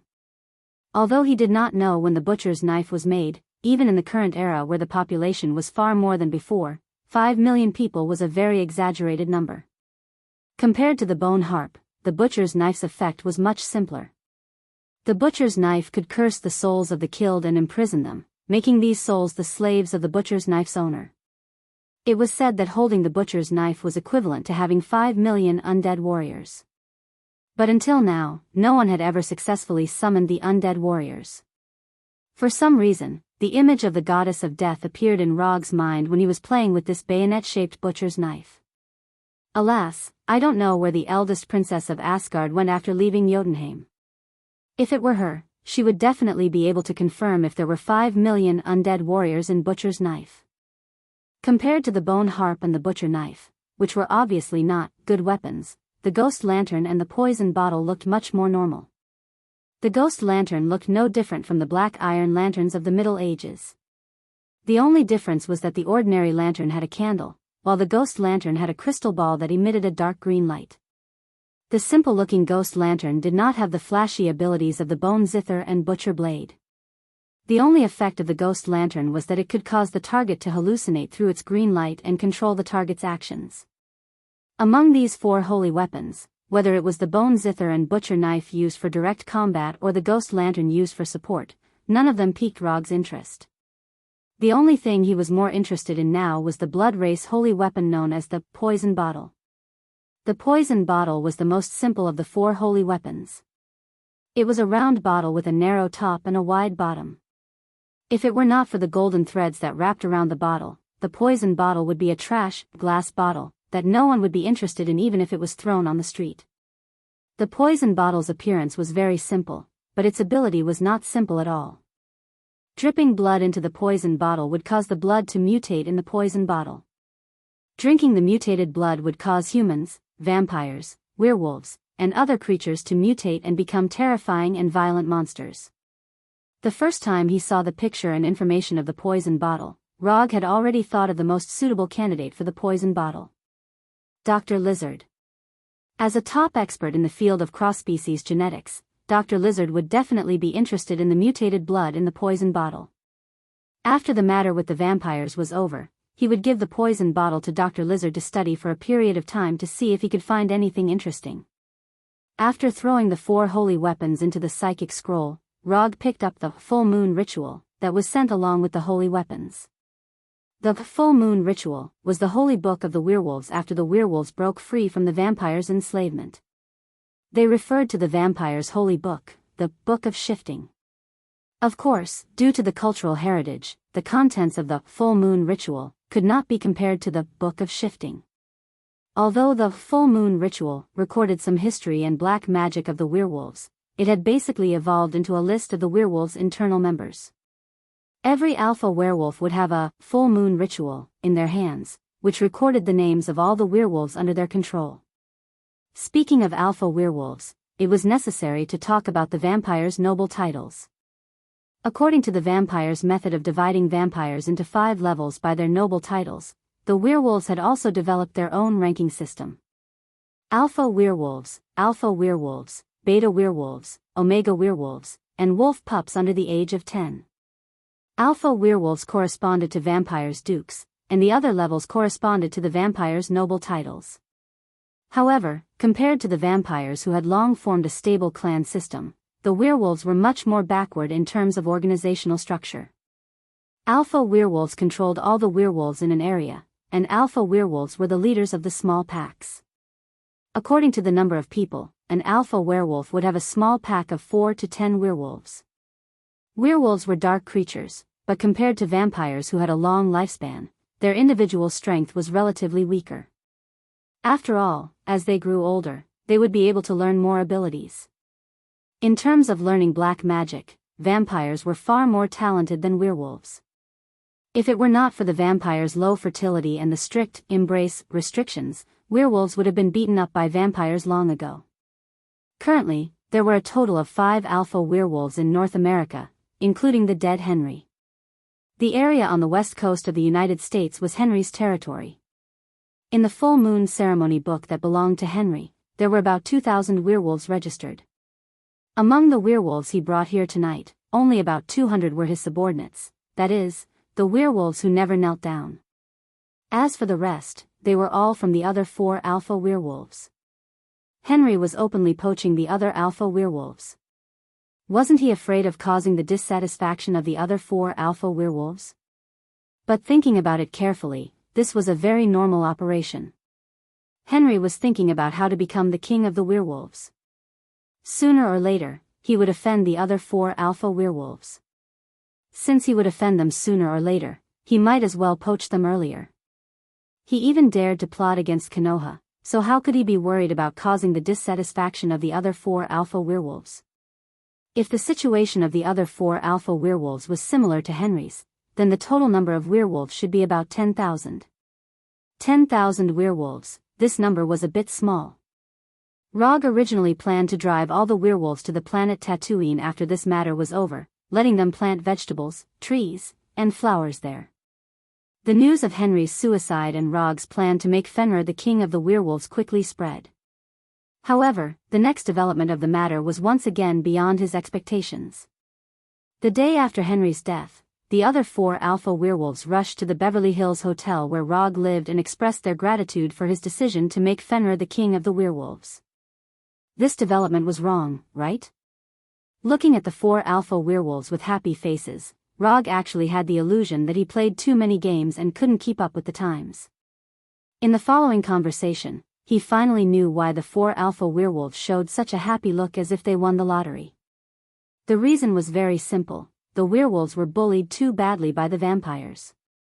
In the words of these alpha werewolves, their days in recent years were no different from the fugitives of the American colonial period.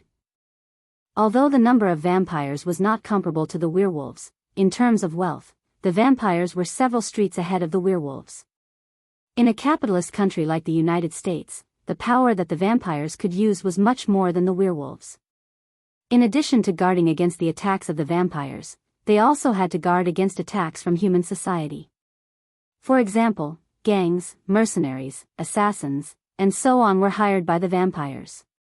Ordinary human weapons could not cause fatal damage to the werewolves, but the problem was that the vampires not only hired these people but also provided them with silver bullets that were specifically targeted at the werewolves. Under such a double blow, these werewolves could only live a vagrant life like the gypsies. As alpha wolves, they didn't have to live like vagrants, but their subordinates weren't as happy. The 4 alpha werewolves had heard of the plan of the vampires to bring Cain and the first city back to the human world. It was not that they did not want to stop the vampires, but they were really powerless. Henry had contacted them early in the morning, but they never gave Henry a clear reply. Even when Henry took the initiative to poach them, they chose to turn a blind eye to it. Henry wanted to become the king of the werewolves, not only to satisfy his own ambitions, but also because the current werewolves really needed a bold leader. After sending the 4 alpha werewolves away, Rog suddenly understood Henry a little. The vampires had broken the werewolf's spine, and Henry was right. Just by looking at the 4 alpha werewolves, one could see how far the werewolves had fallen. How were they still king wolves? Even huskies were braver than them. Chapter 493.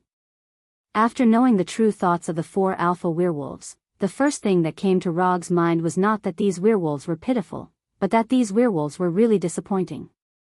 To put it bluntly, the current werewolves were simply sorry for their ancestors. If those werewolves knew that the freedom of their clan that they fought for with their lives had fallen to such a group of juniors, they might have preferred to do nothing.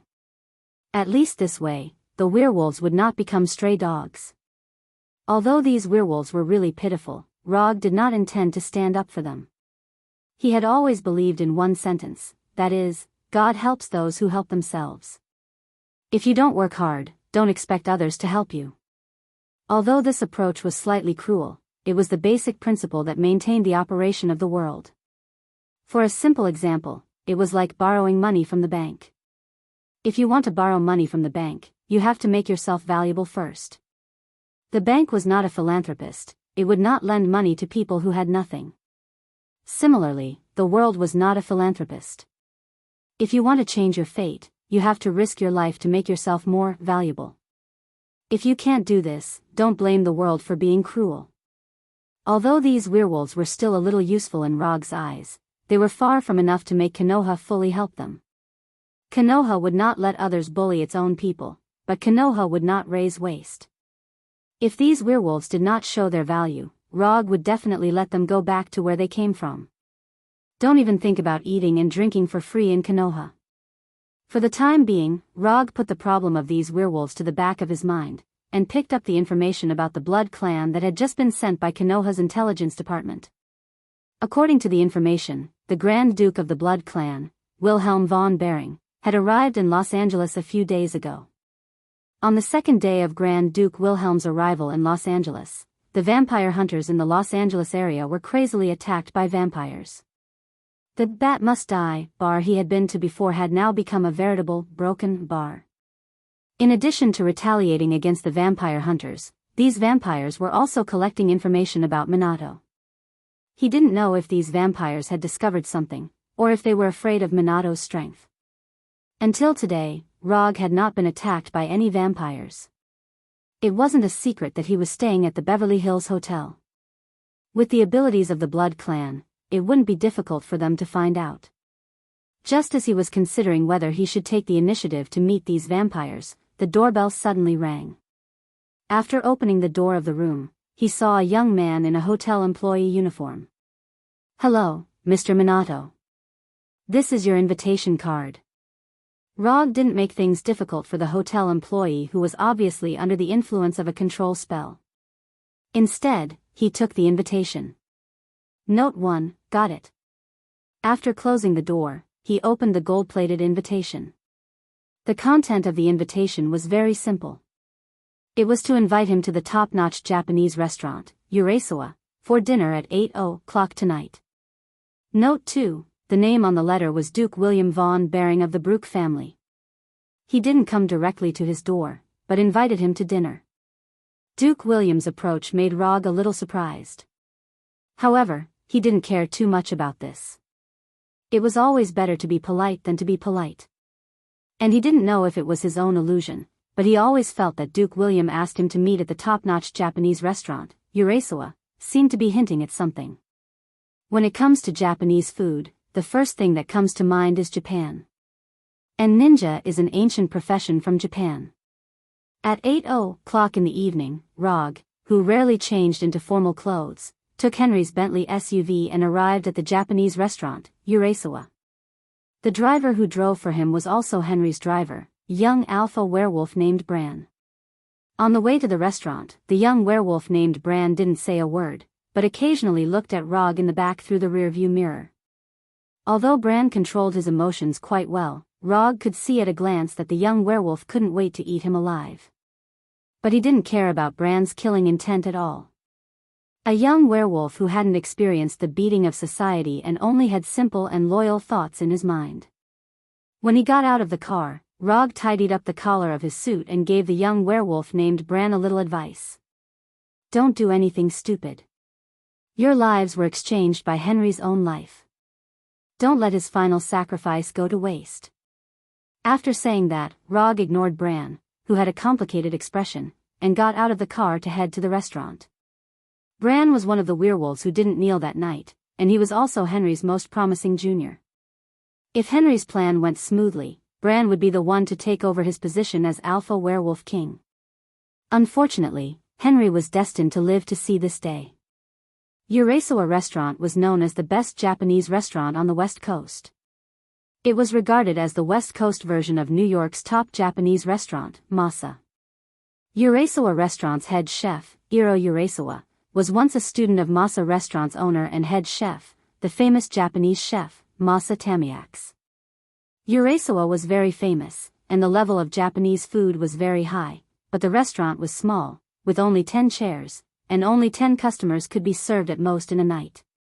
Tonight, Urasawa restaurant, which had always been difficult to find, only had 2 customers. After entering this authentic Japanese restaurant, the first thing Rog saw was Grand Duke William sitting in a chair at the bar. He was wearing an expensive and elegant classical suit, and meticulously combed long black hair. If it weren't for the unusual blood-red color of his eyes, Grand Duke William would have looked like a European noble template in a girl's fantasy. In addition to Grand Duke William, there was only Urasawa's head chef, Iro Urasawa, who was wearing a traditional Japanese chef's costume in the restaurant. However, this famous Japanese chef was like a child who had been reprimanded by an adult at this time. He stood shivering inside the kitchen counter and looked down at the surface of the kitchen counter. Should I call you Namikaze Minato, or Rog? When Rog entered the restaurant, Grand Duke William took the lead and asked. His tone was very calm, without the slightest pressure, nor would it make people feel the slightest bit nervous. It doesn't matter which one you call me. Rog replied, and then came to a chair next to Grand Duke William and slowly sat down. Let's start. After Rog took his seat, Grand Duke William ordered Chef Iro Urasawa. Although his tone was calm, the feeling it gave people was completely different. When talking to Rog, his tone didn't give people any pressure, just like a conversation between friends. But when talking to Chef Iro Urasawa, his tone was full of a sense of command, as if he was ordering his subordinates. You don't have to be so harsh on ordinary people. If the chef is nervous, he won't be able to make good dishes. As soon as his voice fell, Rog's chakra came to Chef Iro Urasawa's body, dispelling the pressure of Grand Duke William for him. Does an existence like you still care about the life and death of ordinary people? Grand Duke William turned his head to look at Rog and asked with a smile. Except for the gods, we are all mortals, and you and I are the same. Although he has far more power than ordinary people, Rog doesn't think that he is nobler than ordinary people like the Blood Clan. On the contrary, he cherishes his current human identity. It's a bit interesting.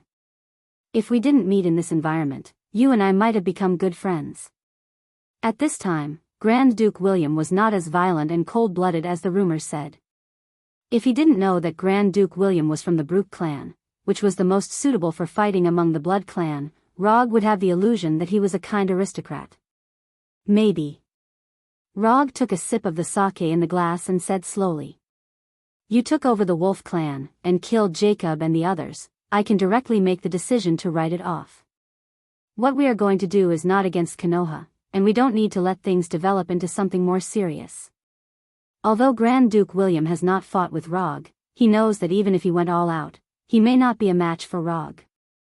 The strength of a Blood clan duke is indeed very strong, but Rog is not weak either. In fact, I am not particularly interested in what you are going to do. Even if you really release Cain from the place of seal, it is not up to me.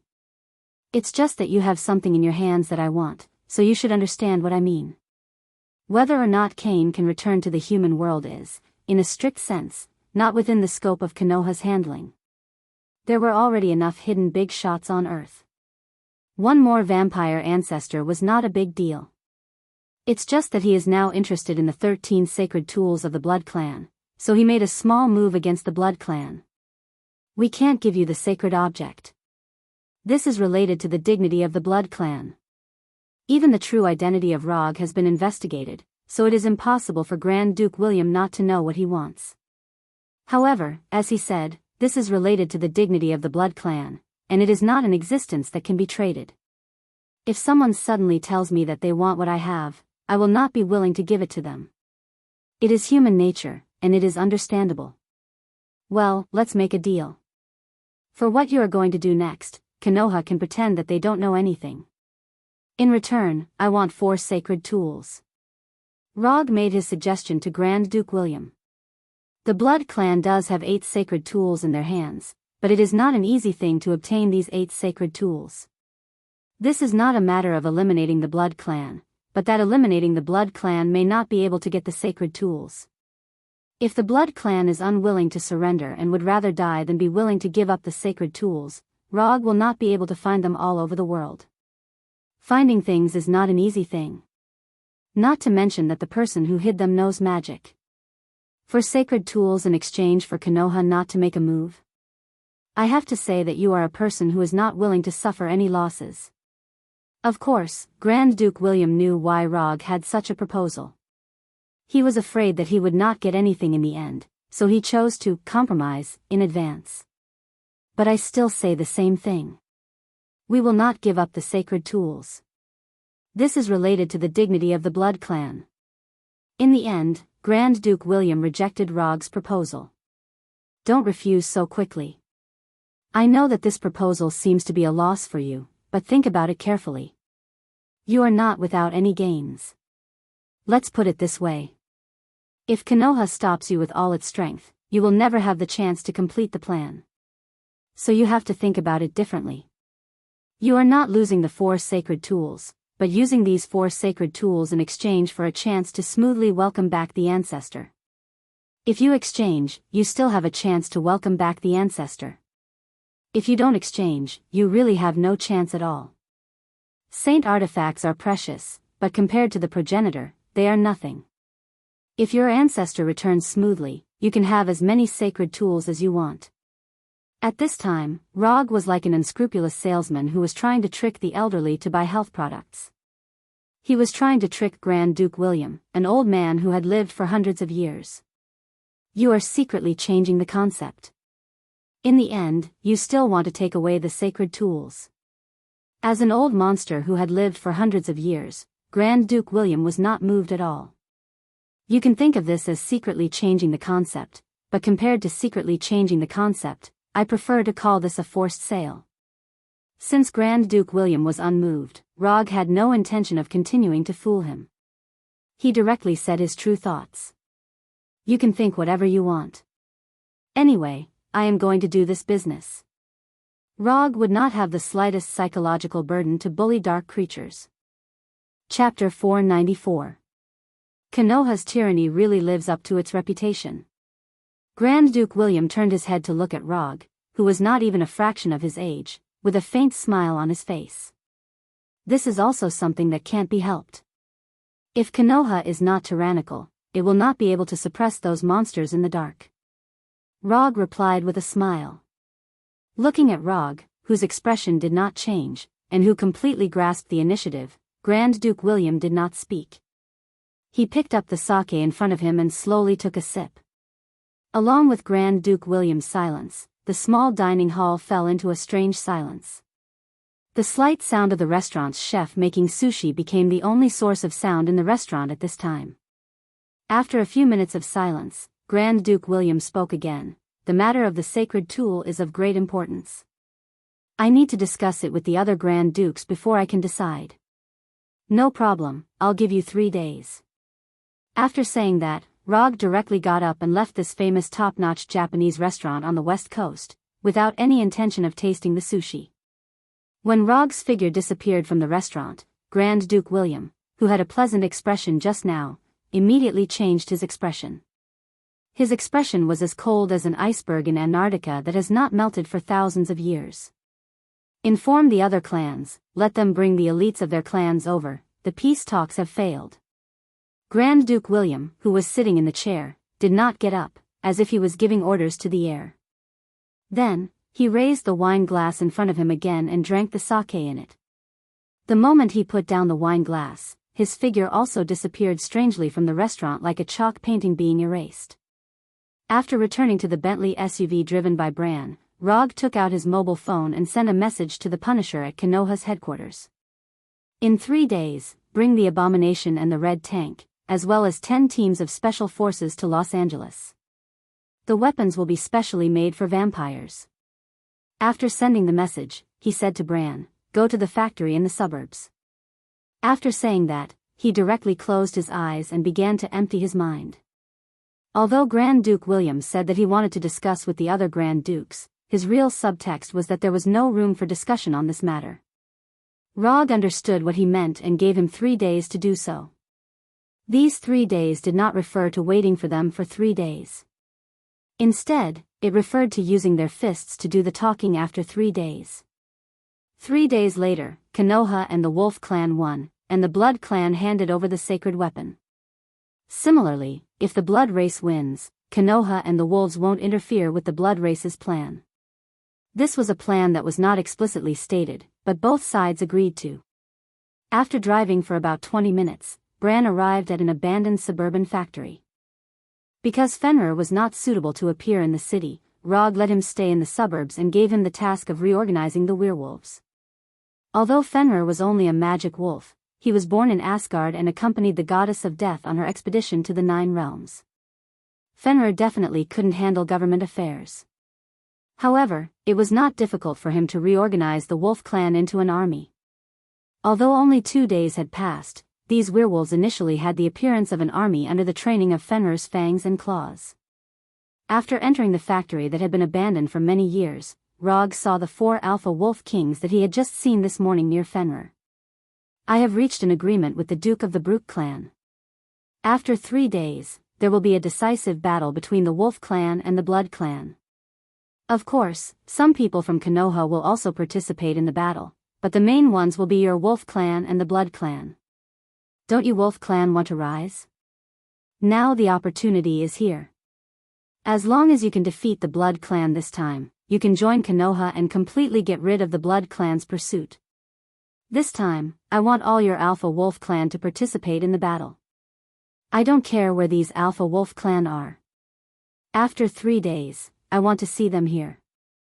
As for these Beta Wolf clan and Omega Wolf clan, they can leave now. Rog said his request directly. This was also a small test for the Wolf clan. If the Wolf clan can't complete this test with the help of Konoha, then there are only 2 paths in front of them. One is to be chased to death by the Blood clan, and the other is to be thrown to the Tatooine planet as a laborer. Rog-sama, isn't this a bit too risky? All the Alpha Wolf clan will participate in the battle. If the losses are heavy, our Wolf clan will really have no resistance.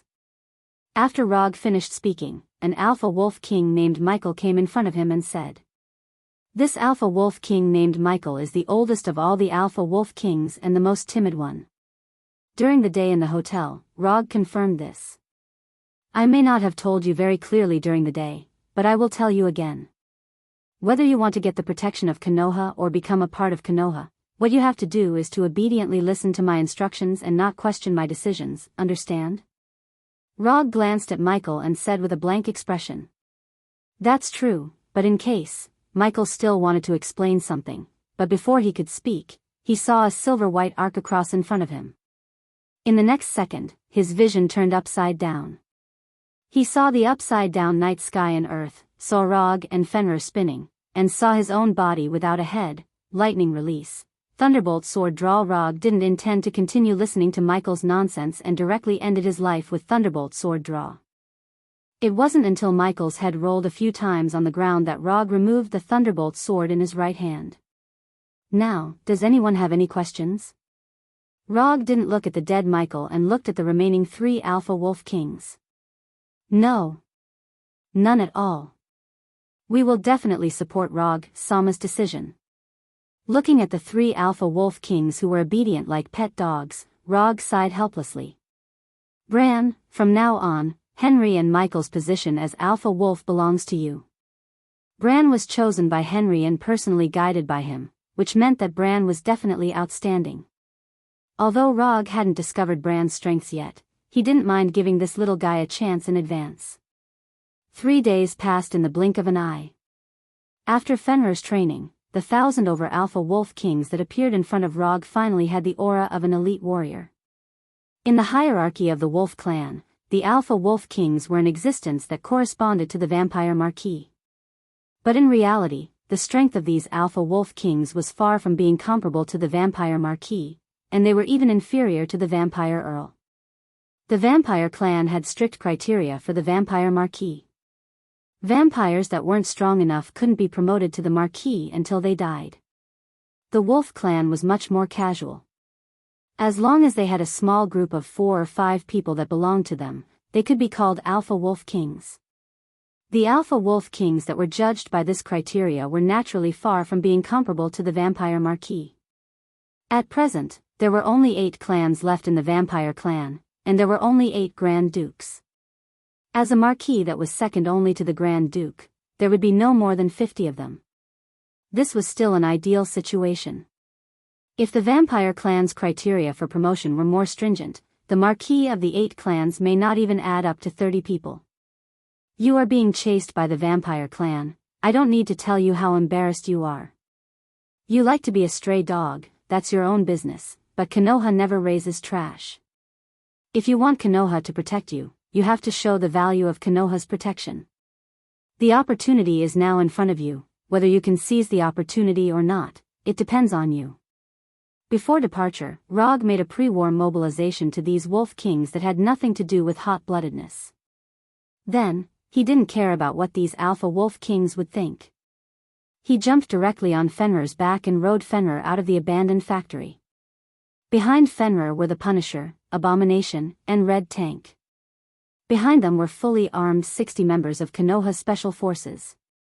Bran, who had just become the alpha wolf king for a few days, glanced at the murderous Konoha special forces and turned to look at the alpha wolf behind him. It wasn't until now that Bran finally understood why Konoha, with few combatants, could make many unruly underground organizations obediently abide by Konoha's rules. Obviously, they were just a group of humans, but they had a fiercer momentum than the Wolf Kings. What shocked Bran even more was the fearless posture shown by every Konoha Special Forces member. Although the opponent they were going to face next was the famous vampire in the Dark World, Bran didn't see the slightest fear in these Special Forces members. It felt like the enemy they were going to face next was not a vampire, but a group of street punks. Compared to the alpha werewolf behind him, Bran finally understood what Henry had been saying all the time. The backbone of the wolf clan was broken by the vampire. Glancing at the 3 wolf kings around him and the alpha wolf behind him with a heavy heart, Bran didn't say anything and silently followed behind the Special Forces members. When Bran followed the Special Forces member without saying a word, the other 3 wolf kings looked at each other and followed as well. During the day, Grand Duke William sent a letter of challenge with the time and place written on it. Grand Duke William didn't say anything about the tactics, nor did he say any superfluous nonsense, he just wrote the time and place on it. The only interesting thing was the signature of the letter of challenge. The 13 Vampire Clans. Grand Duke William didn't use his own name, nor the name of the 8 vampire clans, but the name of the 13 vampire clans. Signing in the name of the 13 vampire clans means that in the eyes of the vampire clans, this is the ultimate battle for the future of the clan. Chapter 495. There was a crescent moon, a gentle breeze, and everything was quiet. Before the appointed time, Rog, who was riding on Fenrir's back, brought the werewolves to the appointed location. After looking up at the night sky, he set his eyes on Grand Duke William and the others in the distance. Similar to the werewolves, there were not many vampires who came this time. There were only a little over 1,000 of them. Although not many blood breeds had come this time, the blood breeds that were present were all elites of the blood breeds without exception. There were more than 200 of them whose life force was not weaker than vampire Count Jacob and Alexander. However, at this time, only a few people, including Grand Duke William, attracted Rog's attention. Through Chakra's perception, he confirmed the identities of the 7 people beside Grand Duke William. Vampire Dukes. To be precise, they were the dukes of the other 7 clans. There were 8 vampire dukes and more than 1,000 vampire elites. Now, those who appeared in front of Rog and the werewolves were not the peak combat power of the vampires, but they were not far from it. While Rog was observing the situation on the vampires' side, Grand Duke William and the others were also silently observing Konoha and the werewolves. Grand Duke William and the others were not surprised that Rog only brought a little over 1,000 werewolves. 2 days ago, they already knew that Rog only left the alpha werewolves behind. Since both sides had arrived, the next thing to do was naturally to start fighting. Whether it was Rog, Grand Duke William, or the other vampire dukes, none of them had the intention to challenge before the battle. They raised their right hands tacitly and then waved it down. Da-da-da-da-da, awoo. Awoo. Awoo. The howls of the werewolves and the endless gunshots rang out at the same time, breaking the silence of the night. The vampires who used firearms and weapons pulled the trigger almost at the same time as Konoha's special forces. The ultraviolet bullets aimed at the vampires and the silver bullets aimed at the werewolves suddenly flew toward each other like rain. At the moment when the gunshots sounded, the werewolves behind Konoha's special force members quickly turned into wolves, and then like real beasts, they ran towards the vampire in the distance. The werewolves charged forward, and the vampires on the other side also started to cast black magic that was extremely unique to the blood race. Bats soared into the sky one after another, and the vampires disappeared one after another like shadows. The crimson light of magic continued to shine, lava-like fireballs, blood-red lightning, scarlet tornadoes. It was as if the vampires were performing a fireworks show as they threw out the spells in their hands one by one. The silver bullets and magic created a net of death in front of the charging werewolves, crazily harvesting their flesh and lives. "You too, go and help them," Rog said to the abomination and red tank as he watched the werewolves fall one by one. "No problem." The red tank's reply was as concise as ever. As for the abomination's reply, it was becoming more and more Chinibu. "My fists are thirsty for blood." The abomination and the red tank rushed out like two heavy trucks out of control, and rushed straight to the vampire's position. With their completely unreasonable physique, the abomination and the red tank were like two sharp knives that pierced through the vampire's line of defense, and directly crashed into the vampire's position. With the abomination and the red tank opening the way, the werewolves who were desperately charging finally rushed through this critical distance, and the battle became the close combat that they were best at. As the werewolves continued to rush into the vampire's position, the sound of gunshots from the vampire's side became more and more sparse, and the large-scale attack magic almost completely disappeared. When the werewolves rushed out, Rog patted Fenrir's back and said softly, "You go and play." After that, he jumped down from Fenrir's back and jumped to the Punisher's side. "Awoo." After a long howl to the sky, Fenrir, with his amazing body size, rushed toward the vampires on the opposite side. However, before he rushed into the vampire's position, he was stopped by a dozen vampires. Blood Race Marquis. The vampires who came to stop Fenrir were all Marquis. After joining Konoha, Fenrir didn't participate in any battle, and he didn't even show up much. But even so, the vampires still didn't dare to underestimate Fenrir. The werewolves and vampires fought in full swing, and they didn't stop until they died. The highest combat power on both sides, at this time, chose to watch the battle instead of participating in it. Rog didn't make a move, nor did Grand Duke William and the other 8 dukes. They were like chess players, quietly watching the chess pieces kill each other. "You command the special forces, let them provide long-range support, don't go up and fight the vampires." After watching the battle for more than 10 minutes, Rog turned to the Punisher and said, "No problem, I will never let any of the special forces die here." After hearing the Punisher's answer, Rog, wearing black casual clothes, walked toward the werewolves and vampires. At the moment he stepped out, Grand Duke William and others also moved. The plan of the vampires was simple. The 8 dukes were responsible for holding back Rog, while Fenrir, Red Abomination, Tank, and the alpha werewolves were dealt with by the Marquis. As for the other werewolves, the Count led the other elites to deal with them. Although the fertility of the vampires was far less than that of the werewolves, their individual strength was far stronger than the werewolves. As long as the 8 dukes could hold back Rog, the victory would only belong to the vampires. There was no problem with the arrangement of the vampires. If Rog was on the side of the vampires, he would make a similar arrangement. However, a plan was just a plan. The comparison of strength on the surface couldn't determine the real victory or defeat. If you want to know what the final result is, you will know after the battle. Rog hadn't gone far when Grand Duke William and others came in front of him and stopped him. "The battle over there is not suitable for an existence like you."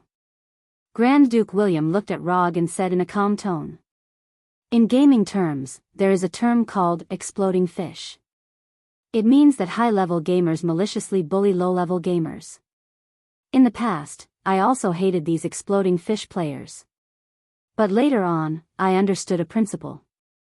That is, in esports, being weak is the original sin. As soon as he finished speaking, Rog's figure disappeared in front of Grand Duke William and the others.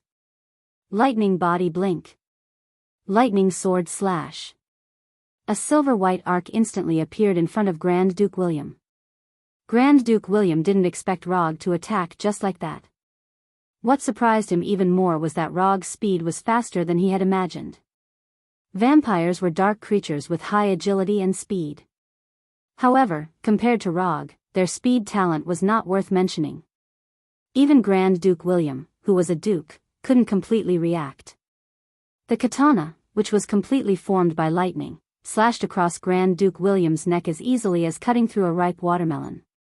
However, no blood splattered from the neck that was slashed by the lightning sword, nor was there a head that flew high into the air. There was only a group of black bats that were fluttering chaotically. Bat incarnation. The moment the lightning sword was about to slash him, Grand Duke William instantly transformed into hundreds of bats and dodged Rog's lightning sword. Rog wasn't surprised that Grand Duke William was able to dodge his lightning sword slash. If the blood race's dukes were so easily beheaded, the blood race would have long gone extinct in the long river of history. The moment Grand Duke William used his bat incarnation to dodge Rog's attack, the other 7 blood race dukes didn't stay idle and attacked Rog. Scarlet Whip. Blood Blade. Death Claw. It was unknown whether it was because of tacit understanding or because they had discussed beforehand, but the 7 blood race dukes didn't engage in close combat with Rog. Instead, they cast magic at the same time. The casting speed of these 7 blood race dukes couldn't be considered slow, but Rog's casting speed wasn't slow either. Wood release, wooden spindle wall.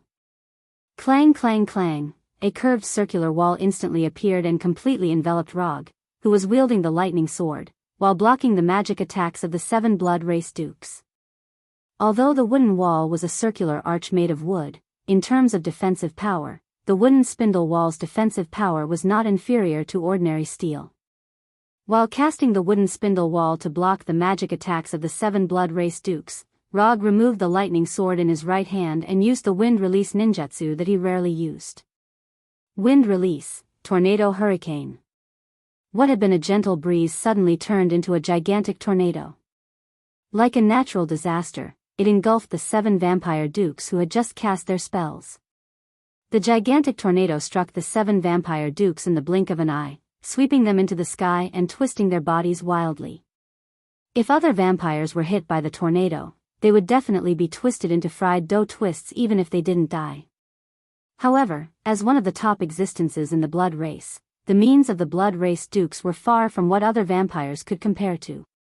In the midst of the howling tornado, it was unrealistic to transform into a bat because no bat could escape from such a tornado. Shadow leap. Moonlight flash. Moonlight transformation.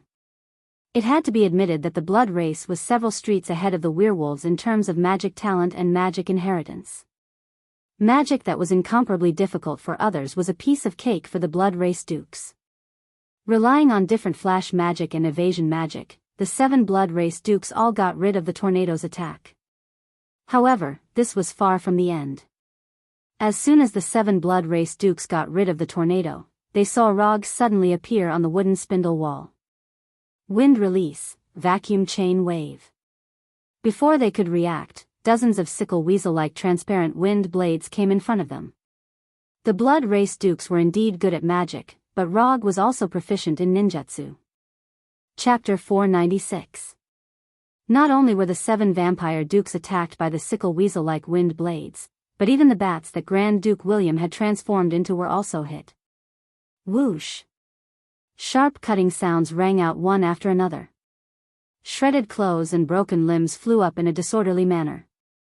Although these vampire dukes had speed and reaction that were far beyond that of ordinary people, none of them noticed that Rog's white eyes had turned into a blood-red color that was very similar to theirs. 3-Tomo Sharingan. When wind release, tornado hit these vampire dukes, Rog opened his Sharingan. With the Sharingan's unparalleled dynamic vision and rich experience honed over many years of combat, Rog accurately predicted the landing spot of these vampire dukes and used wind release, vacuum renbwa in advance. Whether it was tornado or vacuum renbwa, they were not particularly powerful wind release ninjutsu. But as long as they were used properly, even the most basic ninjutsu could produce an effect beyond imagination. After the end of vacuum renbwa, Rog did not continue to use ninjutsu. Instead, he stood calmly on the arch of the wooden spindle wall and looked at these vampire dukes with a smile. Although the sickle weasel-like wind blades did not cause fatal damage to them, they seriously destroyed their image. The damage was not high, but it was extremely insulting. In addition to Grand Duke William, the other 7 vampire dukes had similar thoughts. Their clothes were messy, and their hair was messy. Coupled with the wounds that had not been completely healed and the blood stained on their bodies, these vampire dukes were as embarrassed as they could be. Looking at their current image, rather than the legendary noble vampires, it was better to say that they were special lovers who had just experienced a forbidden party. Although their image was a bit embarrassing, these vampire dukes were old monsters who had lived for who knows how many years. They quickly adjusted their state of mind and recovered from their injuries. As for the damaged clothes, they could do nothing about it. After all, not everyone could repair their clothes directly with energy like Gila. The warm-up is over, it's time to start the real show. Rog ignored the cold eyes of the vampire dukes and jumped down from the wooden spindle wall, summoning the Kusanagi sword. Don't blame me for not reminding you. If you get injured, it's not something that can be recovered by consuming some energy. As soon as his voice fell, Rog summoned the orange-red hellfire and let it wrap around the Kusanagi sword. The moment the hellfire appeared, the countenances of Grand Duke William and the others turned extremely grim. As dark creatures, not only were they familiar with hellfire, but they were also very familiar with it. Although Johnny was the only ghost rider still alive, there had been more than one in the past. It is said that after the flood, God discovered that the sinful nature of man had not changed. However, he had promised that he would no longer use cruel means like the Great Flood to punish humans. Therefore, he developed and created the second batch of spirits of vengeance, which were called living weapons. He let the spirits of vengeance supervise the evil nature of humans. The spirit of vengeance descended from heaven in the form of a rain of fire and fused with the soul of its human host. In the end, it evolved into a ghost rider and shouldered the responsibility of cleansing the sins of the mortal world. Although Johnny also had the spirit of vengeance, he was a special kind of ghost rider. Because in his body, there was still the power of the elemental demon Lord Zartanos. Note 1, ghost riders were knights who cleansed the sins of the mortal world, but this didn't mean that they would only attack humans. Compared to humans, dark creatures like vampires and werewolves were more to the ghost riders' liking. Therefore, in the past few thousand years, the vampires had been harassed by ghost riders. But later on, for some unknown reason, the ghost riders disappeared one after another, and the vampires finally escaped the fate of being hunted down by the ghost riders. Although the ghost riders had disappeared, the deep memories left behind by hellfire wouldn't disappear just like that. Lightning body blink. Rog wasn't interested in explaining hellfire to Grand Duke William and the others, and once again used lightning body blink. Although he had also disappeared, this time, Grand Duke William and the others were finally able to see Rog's route clearly. The hellfire wrapped around the Kusanagi sword was like a guiding line, leaving behind an orange-red arc in the air. Of course, Rog knew that hellfire would leave traces in the air, but he didn't take it to heart at all. Because seeing it didn't mean that he could block it. It was like seeing an afterimage left behind by an enemy who was too fast. Although he could see the afterimage, he couldn't keep up with the enemy's speed. After appearing in front of a vampire duke as if he had teleported, Rog didn't hesitate and directly swung the Kusanagi sword in his hand. Facing the Kusanagi sword wrapped in hellfire, the vampire duke didn't dare to be careless and hurriedly retreated.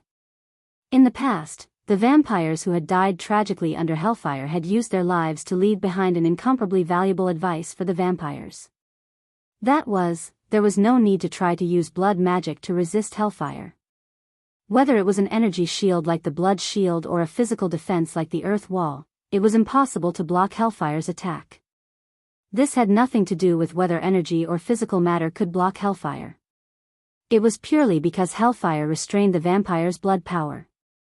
In front of hellfire, blood power was like butter thrown into a pot of oil. It melted on a whim and didn't give any face at all.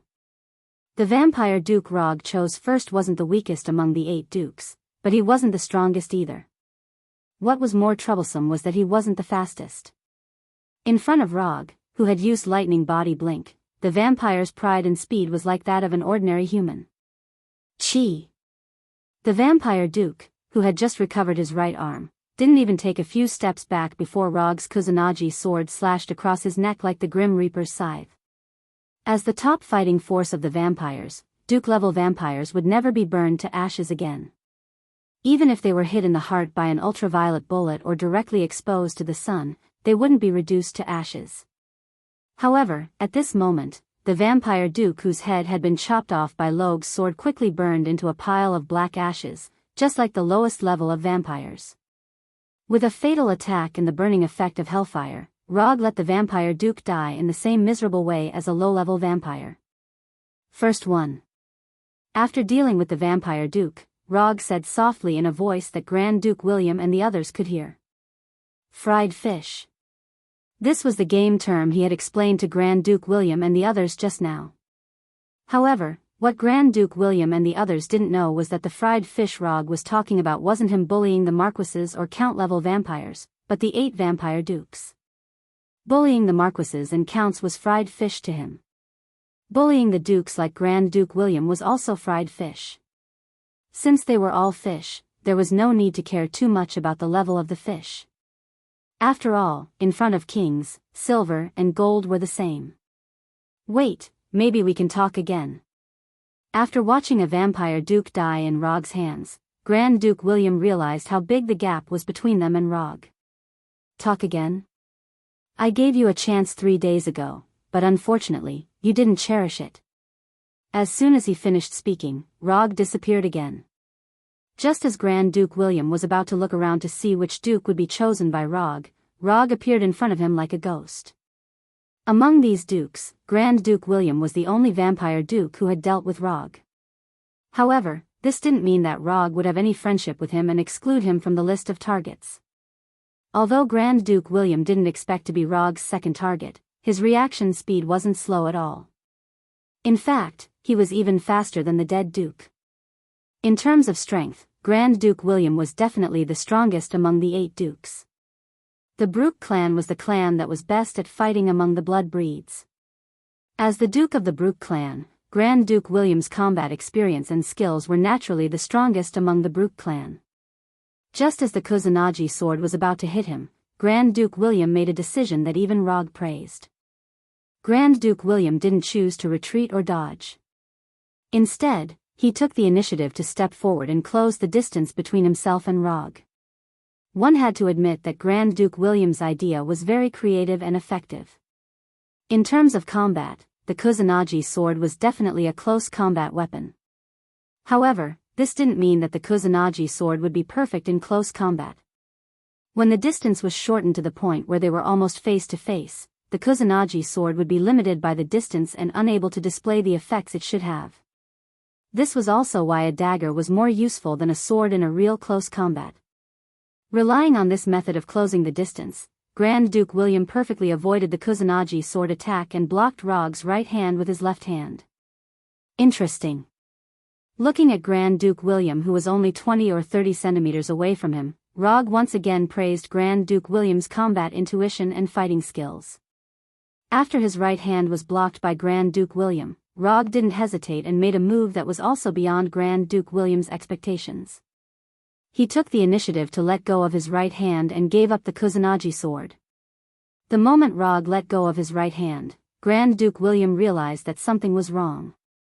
But at this time, he didn't have time to change his tactics. Grand Duke William's left hand blocked Rogue's right hand, while his right hand was like a sharp claw that grabbed Rogue's neck. Just as Grand Duke William's right claw was about to grab Rogue's neck, Rogue's left hand hit his right wrist first and pushed his right hand away. Playing close combat in front of a ninja who had mastered Gentle Fist, 8 trigrams 64 palms, Rogue didn't know for a moment whether to praise Grand Duke William's courage or arrogance. Chapter 497. If Rogue were Grand Duke William, he would definitely not choose to continue attacking at this time. Instead, he would seize the rare opportunity to cast magic or directly retreat with speed. In a battle, one must always be cautious to avoid suddenly losing one's life. In the face of an opponent who was extremely good at close combat and whose trump cards were unknown, close combat sometimes not only did not bring about an advantage, but it could also easily become the key to a complete defeat.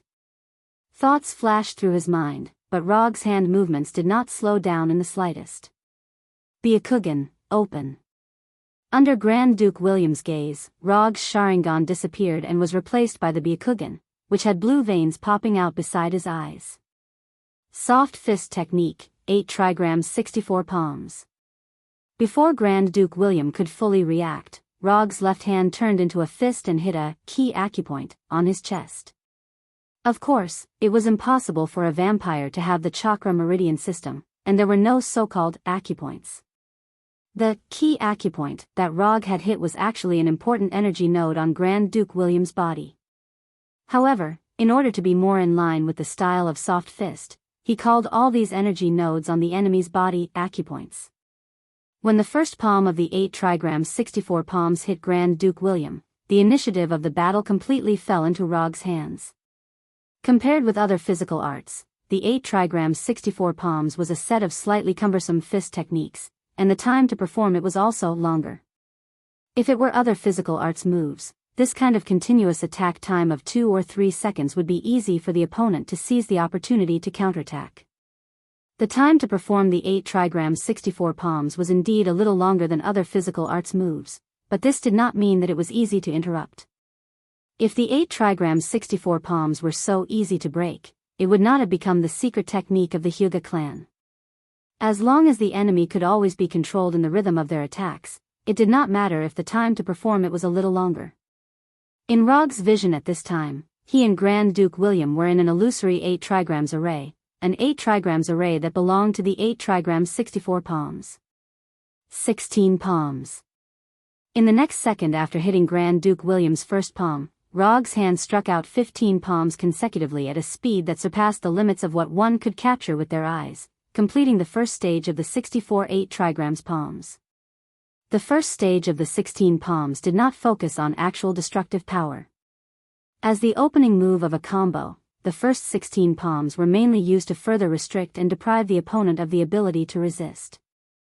After the 16 critical acupoints were sealed, Grand Duke William discovered that the power of blood that he could control as easily as his own arm had suddenly become boundlessly sticky, like a ball of sticky paste.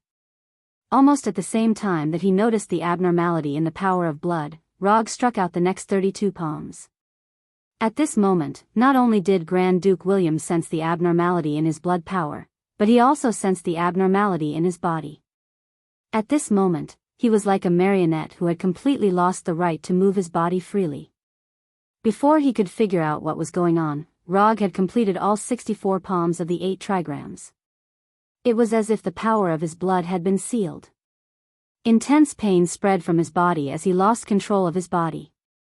Grand Duke William had planned to rely on close combat to obtain victory, but the development of the situation had completely gone against his plan. After finishing all 64 palms of the 8 trigrams, Rog could have ended the attack. However, he did not do so. The light blue chakra enveloped his right palm like a flame, causing it to emit a dazzling light like the sun. Then, he used his right palm, which contained the terrifying power of chakra, to heavily strike Grand Duke William, who no longer had any power to fight back. 8 trigrams, mountain smashing strike. Rog's right palm was like a laser cannon, shooting out a huge light blue laser beam. It instantly sent Grand Duke William, who had been temporarily airborne due to the 64 palms of the 8 trigrams, flying. Boom! Grand Duke William, who had been hit by the 8 trigrams, mountain smashing strike, flew backward like a cannonball. He could not help but spit out a mouthful of blood as he crashed into one thick tree after another behind him. Rog's palm not only sent Grand Duke William flying over 100 meters, but it also left a ditch that was more than 2 meters wide and dozens of meters long on the ground. Was this guy still human? After witnessing the scene of Rog violently beating up Grand Duke William from the VIP seats, the same thought appeared in the minds of the remaining 6 blood breed dukes. In the blood breed's view, humans had always been fragile creatures that were like food. They knew that there were some existences among humans that were called monsters. However, they had never imagined that Grand Duke William, who was the strongest in the blood breed, would be as weak as a baby in front of Rog. At this moment, they finally understood why Rog had called the first round of fighting a warm-up. After sending Grand Duke William flying, Rog immediately turned around and looked at the remaining 6 blood breed dukes with shining eyes. "Don't say that I bullied you. Come at me together." As he spoke, he deliberately hooked his finger at the dukes, as if to say, "Come over quickly." However, the 6 blood-breed dukes did not attack him as he had expected. Instead, they retreated a distance with great tacit understanding and shook their heads at the same time. Weren't these guys a little too cowardly? Wasn't Grand Duke William still alive? At the final stage of the mountain smash, Rog intentionally held back some of his strength and controlled the power of the mountain smash to the extent that it could only severely injure Grand Duke William but not kill him. At the beginning, he did have the intention of killing a few blood-breed dukes to let these dukes, who had seriously broken away from the bottom of the hierarchy, understand the threat of death. However, he changed his mind when he used the 64 palms of the 8 trigrams to attack Grand Duke William. He did not care what tricks these blood-breed dukes could play, but he was curious whether they could rescue Cain from the seal. Cain, the ancestor of the blood breed, was the 3rd human in the myths and legends. Of course, this myth referred to the legend of God and heaven.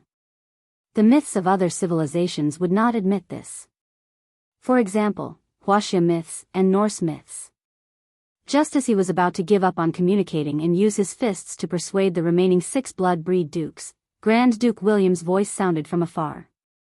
"Don't make things difficult for them. Even if you continue to attack them, they will only think about how to escape and not fight to the death with you." Grand Duke William's words could be said to have given the 6 dukes a hard slap in the face. However, not only did the 6 dukes not express any dissatisfaction, but they also nodded in agreement. F***CK. Looking at the 6 blood-breed dukes who had completely lost their will to fight, Rog cursed in his heart. After standing in place and waiting for nearly half a minute, Grand Duke William, who had been sent flying, finally returned in front of Rog. At this moment, Grand Duke William no longer had the demeanor of an aristocrat. His expensive, custom-made clothes had completely become beggar's clothes. "We admit defeat. The 8 sacred weapons will be sent to the hotel tomorrow morning."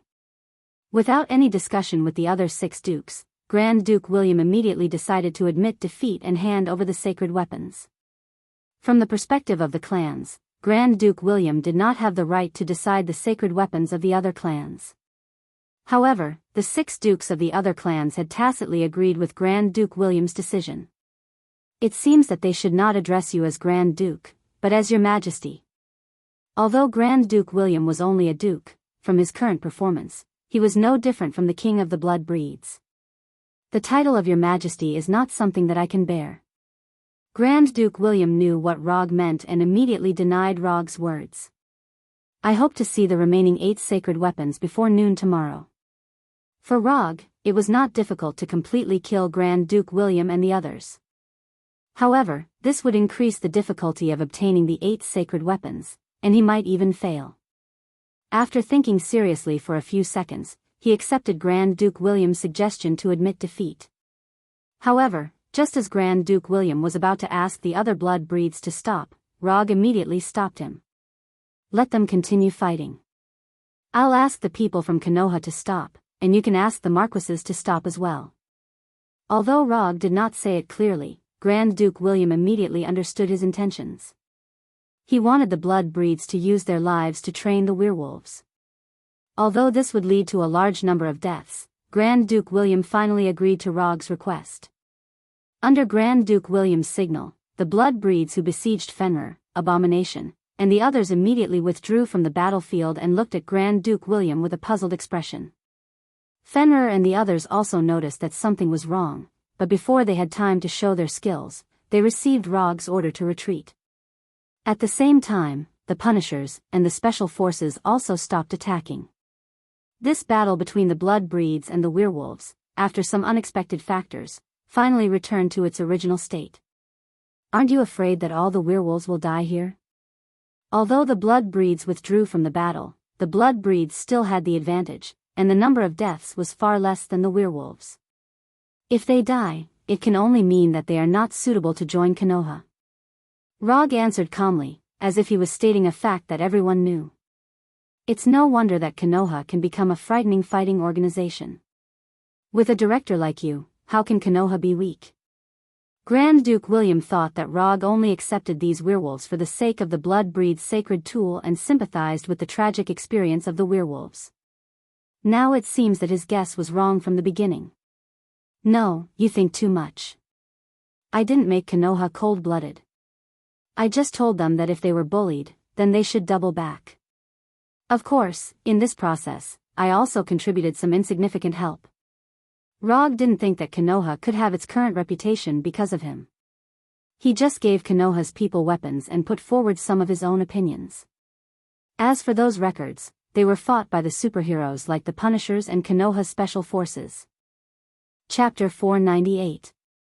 When Roger had used the 8 trigrams, Mountain Crushing Strike, which had the visual effect of a laser cannon, to send Grand Duke William flying, the werewolves had thought that they would soon welcome the dawn of victory.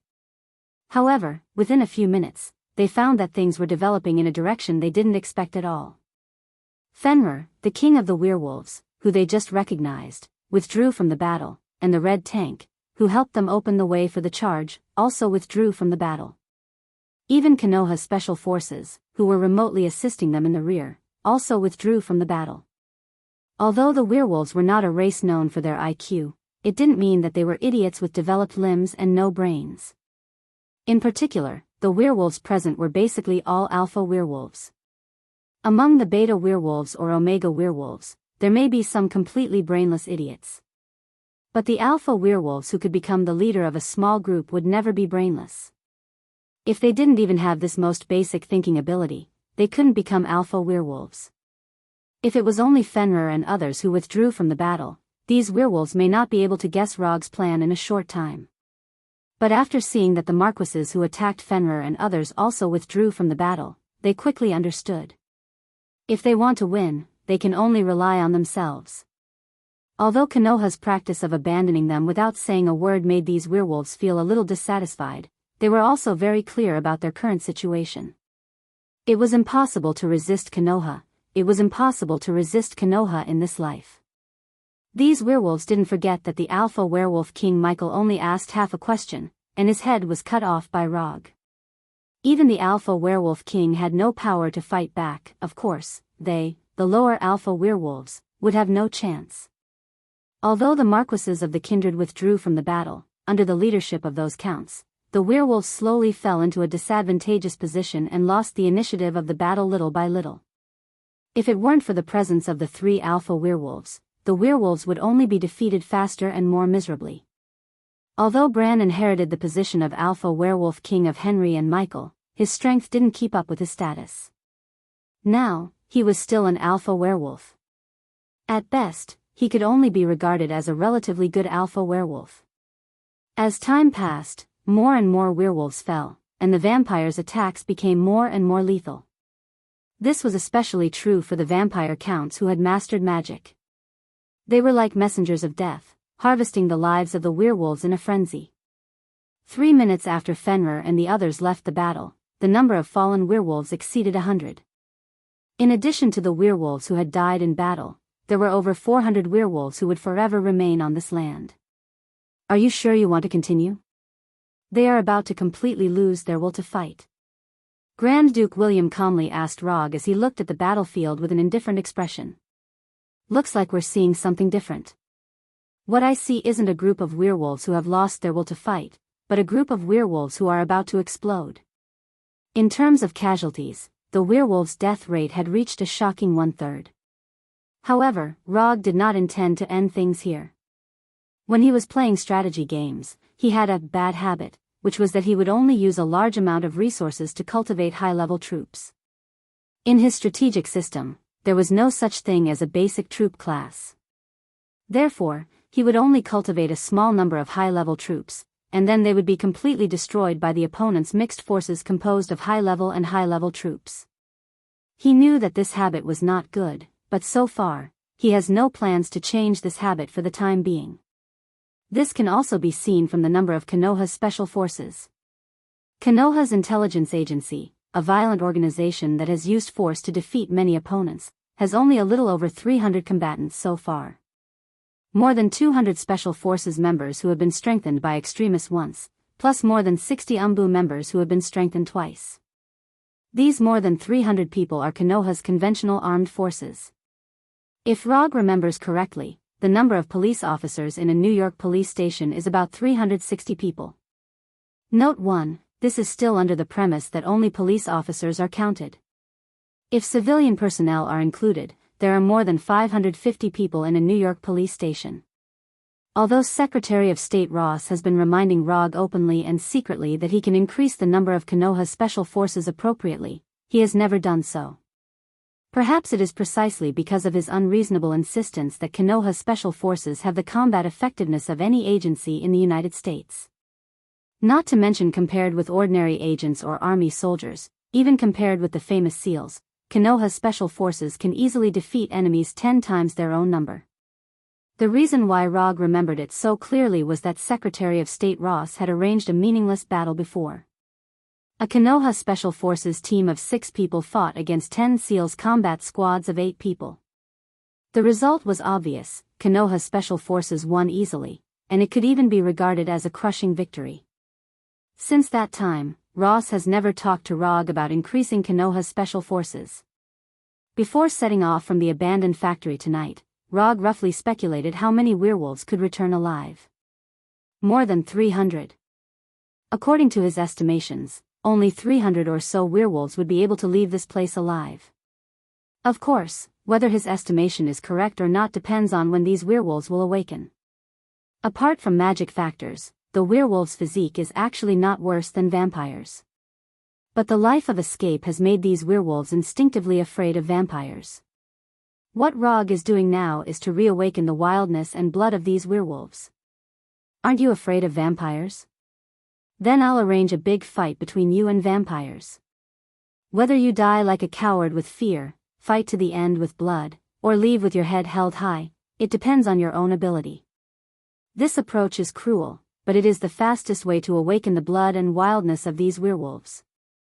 Time continued to pass, and the werewolves continued to die, although these werewolves also took the lives of some vampires. Compared to the number of werewolves, the number of vampires who died was less than 1/3 of theirs. Soon, the number of werewolves dropped from more than 800 to more than 700. Then, from more than 700, it dropped to more than 500. Although he was quite a distance away from the battlefield, Rog could clearly smell the scent of blood that was blown by the night wind. If he could smell the scent of blood even though he was almost 100 meters away from the battlefield, the werewolves in the center of the battlefield would of course be even more aware. Just as the number of werewolves was about to drop below 500, a werewolf covered in blood suddenly let out a howl filled with indignation and anger. It's actually him? Henry really has a good eye. This werewolf howling crazily as if he had completely lost control was none other than Bran, who was once heavily groomed by Henry. Through the Byakugan, Rog could see Bran's blood-red eyes. He could see his growing fangs and claws. He could also see the inhuman aura that belonged to a beast. Under the immense pressure of death and the unwillingness of his own kind being slaughtered, Bran crossed the natural chasm between Alpha Werewolf and Alpha Wolf King, and was promoted to Alpha Wolf King.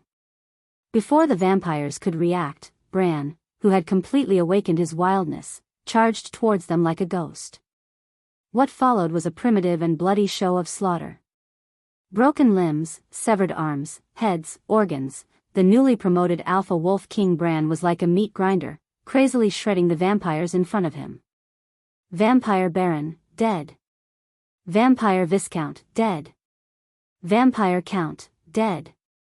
In front of Bran, no vampire could escape his fangs and claws. One by one, they went to hell. Bran's sudden awakening not only allowed him to obtain strength and speed far surpassing before, but more importantly, he awakened the other werewolves. Wolf howls filled with anger and unwillingness sounded one after another. One by one, the werewolves opened the door of wildness that originally belonged to them, but was personally closed by them.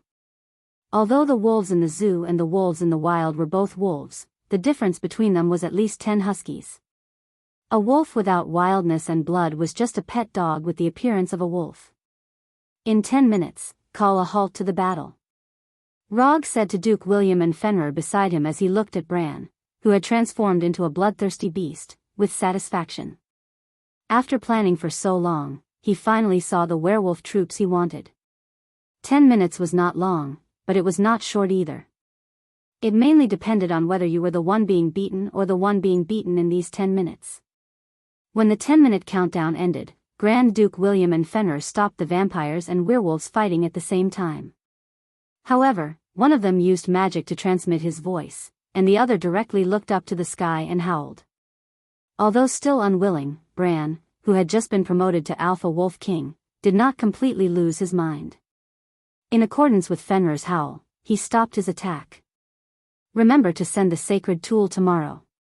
After reminding Grand Duke William again, Rog jumped on Fenrir's back and rode Fenrir to the remaining werewolves. Looking at the werewolves, who were panting but still exuding a majestic killing intent, Rog nodded with satisfaction and slowly said, "Welcome to Konoha." After hearing Rog's words, the werewolves looked up at him at the same time, and then issued the most uniform howl of the night. Awoo! After this battle, only 276 werewolves left alive, and more than 800 werewolves completely stayed here. However, they were not alone, because there were more than 600 vampires who were sleeping here with them. Chapter 499. In terms of the number of deaths, the werewolves were undoubtedly the loser in this battle. But whether it was Rog or the surviving werewolves, they didn't think that they had failed. In the case of a numerical disadvantage, they had an exchange ratio of 1 to 0. 75 with the vampires, who had oppressed them for many years. For the werewolves, this was a brilliant victory that they had never imagined before. Although the number of dead alpha werewolves was indeed beyond their imagination, the surviving werewolves would no longer have any fear of vampires. Wasn't it just 4 for 3? This was not a problem at all for the werewolves, whose fertility was far superior to vampires. After the battle was over, Logue had the surviving werewolves hold a simple funeral for their fallen brethren. Then, he opened the portal back to Konoha's headquarters. Looking at the huge portal with a diameter of more than 10 meters, Bran and other werewolves pressed their right hand on their heart and saluted Rog. Under the leadership of the Punishers and other members of the Special Forces, the surviving 276 werewolves came to Konoha's headquarters, which was feared by the outside world like a tiger. When Fenrir and Xiao He, who were walking at the back, also entered the portal, Rog ended the portal magic that was extremely in line with Kamartaj's aesthetic style. Although the werewolf's recovery ability was good, in order to ensure that his werewolf troops would not decline due to some objective factors, Rog sent them to Konoha's headquarters for the first time. Konoha's headquarters had top-notch medical resources, which could give the werewolves the best treatment that had just experienced a bloody battle. Although the battle between the werewolves and the vampires was over, the smell of blood lingering on the grass did not dissipate for a long time. After looking around the battlefield, Rog used quantum transmission and returned to the 5-star suite of the Beverly Hills Hotel. Before getting the 8 sacred tools of the vampires, he would not leave Los Angeles for the time being. The next morning, Rog had just finished breakfast in the hotel's restaurant when he saw that a messenger, sent by the vampires. "Mr. Rog, good morning. My name is Peter, and I was sent by Grand Duke William to deliver a gift. The Grand Duke's gift has now arrived at the hotel parking lot. Do you want to receive it in the parking lot or directly to your room?" The messenger sent by Grand Duke William at this time was a young vampire who looked to be in his early 20s. Rog saw Peter last night. If he remembered correctly, Peter was one of the vampire marquises who attacked Fenrir last night. He was already a vampire marquis at such a young age. This vampire named Peter's future was limitless. After looking at Peter, Rog casually said, "Send it directly to my room." "Okay." After receiving Rog's reply, Peter didn't stay any longer. He immediately left the dining hall and ordered the accompanying vampires to deliver the box containing the sacred weapon to Rog's room. Although they were of the vampires of the vampires, of the vampires of the vampires of the hotel of the vampires of vampires. After sending all the sacred artifacts to Roger's room, Peter did not immediately leave the hotel. Instead, he returned to the restaurant. "Mr. Rog, the Grand Duke's gift has all been sent to your room. The Grand Duke specially instructed me to give it to you. I hope you can accept it." After saying that, Peter, who was wearing an expensive custom-made suit, took out a pure black business card from the pocket of his jacket and handed it to Rog with both hands. This pure black business card looked just like a piece of black paper. But after really getting it in his hands, Rog discovered that this business card was actually a kind of black metal he had never seen before. Not only that, but there were also magic fluctuations on the business card. Unlike other business cards, this black business card did not have any name or contact information on it. There was only a slightly complicated imprint. A solidified communication magic array. Interesting, is this the foundation of the vampires? Although Logue wasn't a professional mage, his knowledge of magic wasn't weak. Just by simply observing a few magic patterns on the imprint, he inferred the real function of this business card. This was a communication magic array that could contact Grand Duke William at any time. Of course, Grand Duke William could also contact Rog in reverse. I'll accept the gift. Thank Grand Duke William for his generosity on my behalf. Although Peter was a vampire marquis specially arranged by Grand Duke William to deliver the vampires of the vampires of the vampires, it was not difficult to infer from Peter's previous words that he did not know what these so-called gifts were. Okay, then I'll take my leave first. After bowing slightly to Rog, Peter left the restaurant and left the hotel with the accompanying vampires. Evil Key, Decayed Bracelet, Magic Puppet, Blood Cup, Spirit Staff, Soul Ring, Punishment Axe, Illusion Mirror. After returning to the hotel suite, Rog checked the vampires of the vampires sent by Grand Duke William. There was nothing wrong with the vampires, but the vampires of the corpse hand, which he was most curious about, was not among them. The corpse hand was said to be the left hand of Cain, the ancestor of the vampires. Because the secret of the world was hidden in his hand, it was cut off. As for whether the person who cut off the left hand was Cain himself or someone else, it was unknown. In addition to the bone harp, butcher's knife, ghost lantern, and poison bottle obtained from the werewolf, Rog now has 12 of the 13 vampires of the vampires. To some extent, he should be the first person to collect the 12 vampires of the vampires after the birth of these vampires. Although he did not collect all the 13 vampires, he was quite satisfied to be able to do this to this extent. As for the corpse hand, whose whereabouts were unknown, he did not care too much about it. Even if he could not find it, it was not a particularly troublesome matter. As long as the vampires can rescue their ancestor Cain from the sealed land, the corpse hand can make another one. Isn't it just Cain's left hand? Just cut it off. With Cain's recovery ability, not to mention a left hand, even if he lost 10 left hands, he could grow them back. After playing with the 8 vampires sent by Peter, Rog threw them all into the summon scroll, and then used quantum transmission to return to the underground training room of Konoha's headquarters.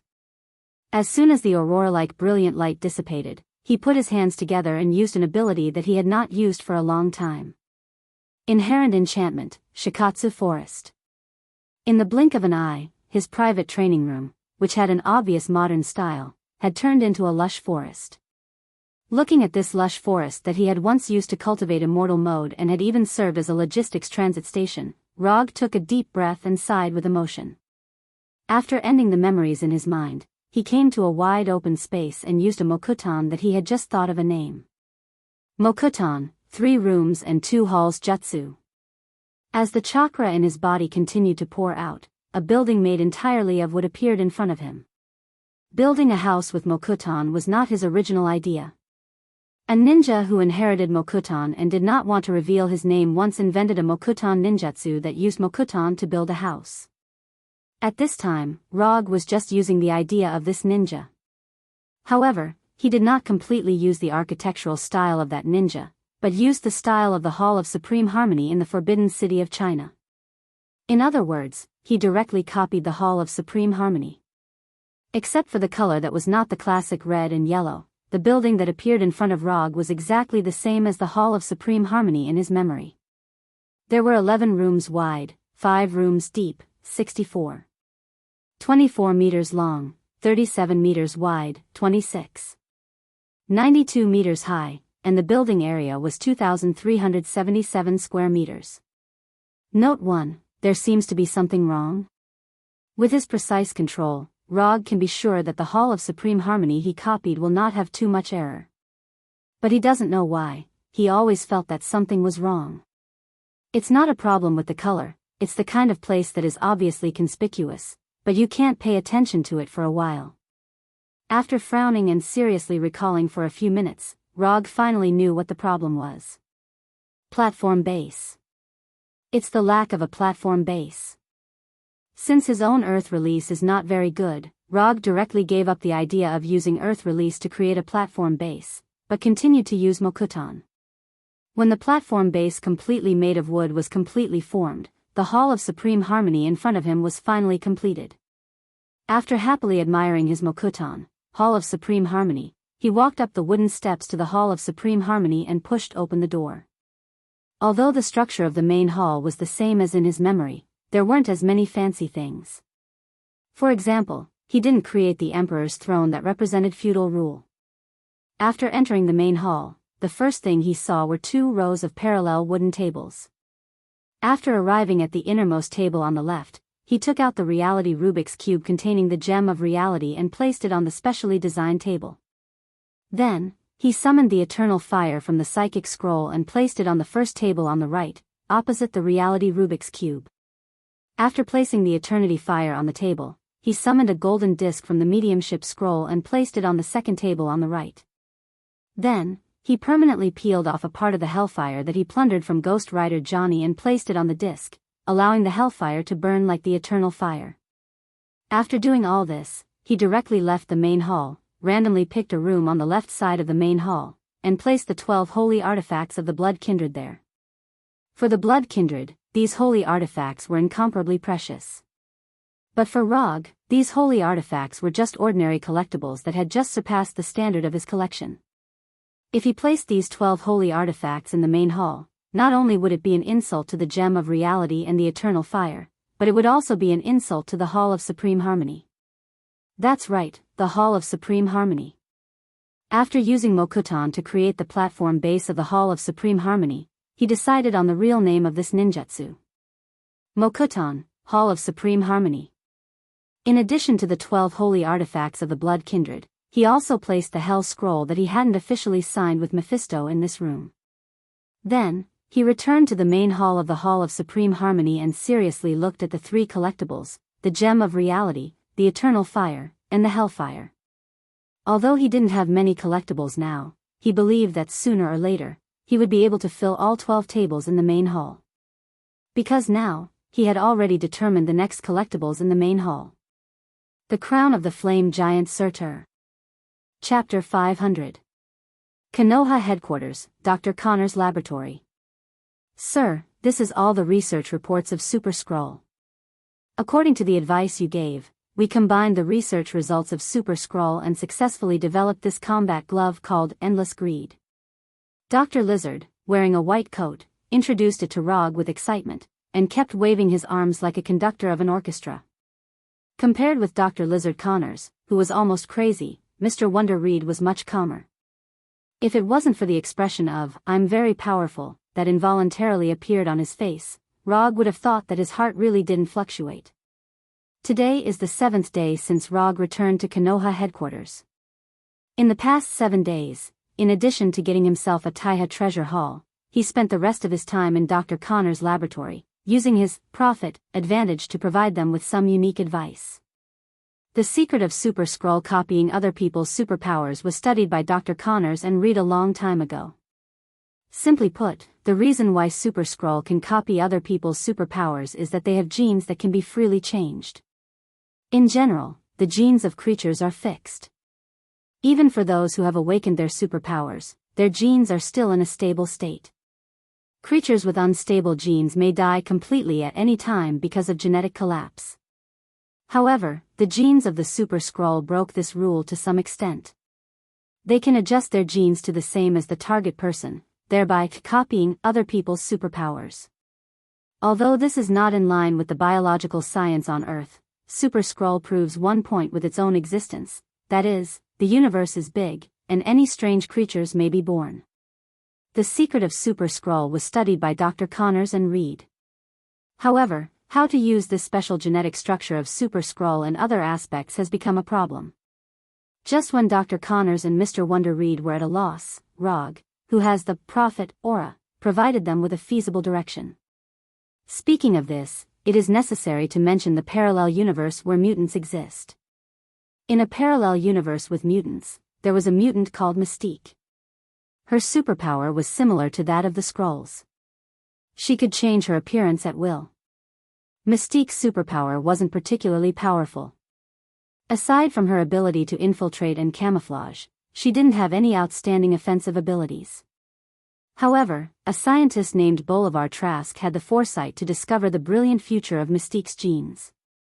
Therefore, after thoroughly studying Mystique's genes, he created the Sentinel robot that almost ended the mutants forever. Through a special internal structure, the Sentinel robots could replicate the superpowers of the mutants. They could also adjust their own form or share the superpowers with other Sentinel robots.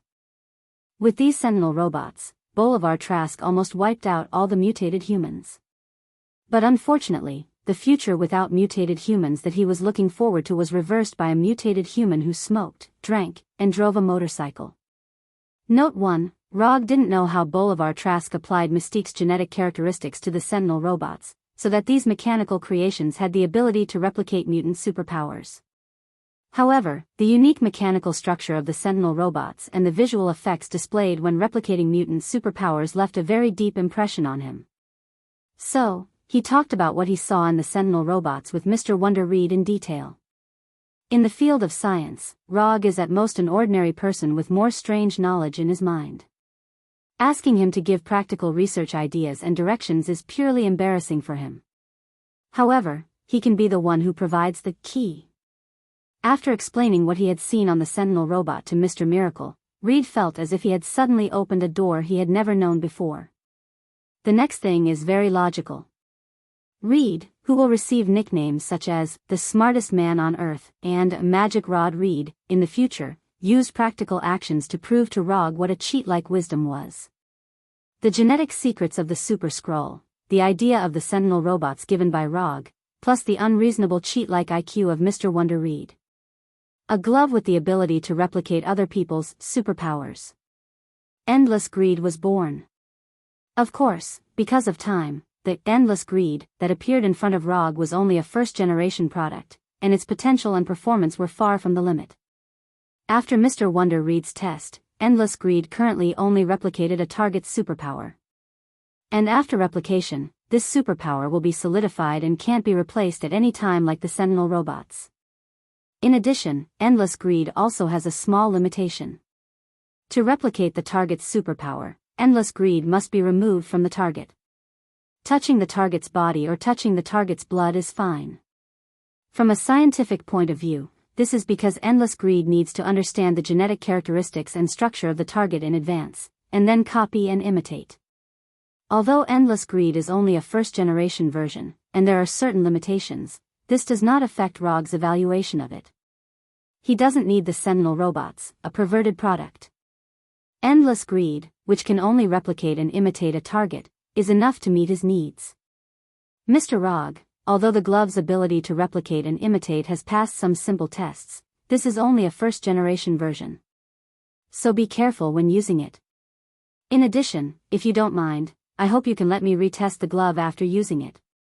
Unlike Dr. Connors and others, Mr. Wonder Reed, who has just joined Konoha not long ago, did not address Rog as Lord or Hokage-sama, but maintained the initial polite address. No problem. I'll give you the glove again then.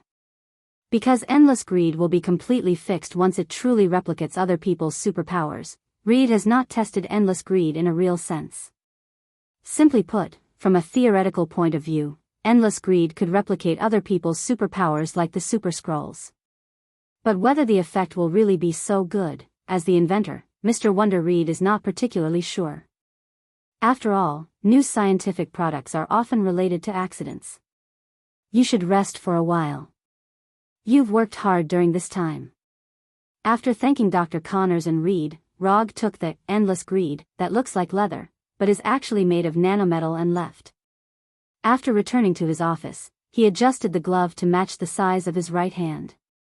Then he made a phone call to Dr. Doom. Are you ready to conquer Muspelheim? At noon the next day, Rog opened the portal connecting to Doom's castle and let him come to Konoha's headquarters. Like the last time they met, Doom was still dressed in the metal mask and armor. Of course, the green robe that symbolized the identity of the monarch of Ladovinia was still on him. Rog did not take Doom to visit Konoha's headquarters. To be precise, he did not even let Doom step into Konoha's headquarters building. After casting the portal magic, Doom arrived at the grassland behind the headquarters building. Then, he mobilized the mana in his body and cast the portal magic again. Asgard Bifrost Hall. Dr. Doom thought that Rog would take him directly to Muspelheim, the country of the flame giants. Unexpectedly, Rog took him to Asgard. After arriving at the Bifrost Hall, Roger briefly explained his intentions to Heimdall, the guardian of the Bifrost, and then received 2 Bifrost tickets to Muspelheim. Say hello to Thor for me. Because of Dr. Doom, Rog did not plan to go to the Golden Palace to meet Thor, and quickly left Asgard with Doom. Although Rog appreciates some of Doom's practices, it does not mean that he has forgotten what kind of person Doom is.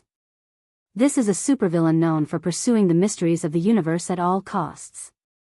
Letting him stay in Asgard is no different from letting a mouse into a grain barn. Muspelheim, the country of the flame giants, a world like a lava hell. Rog did not let Heimdall send them directly to Surtur, but let Heimdall choose a teleportation point at random. When the brilliant light of Bifrost dissipated, the true face of Muspelheim was revealed in front of them for the first time.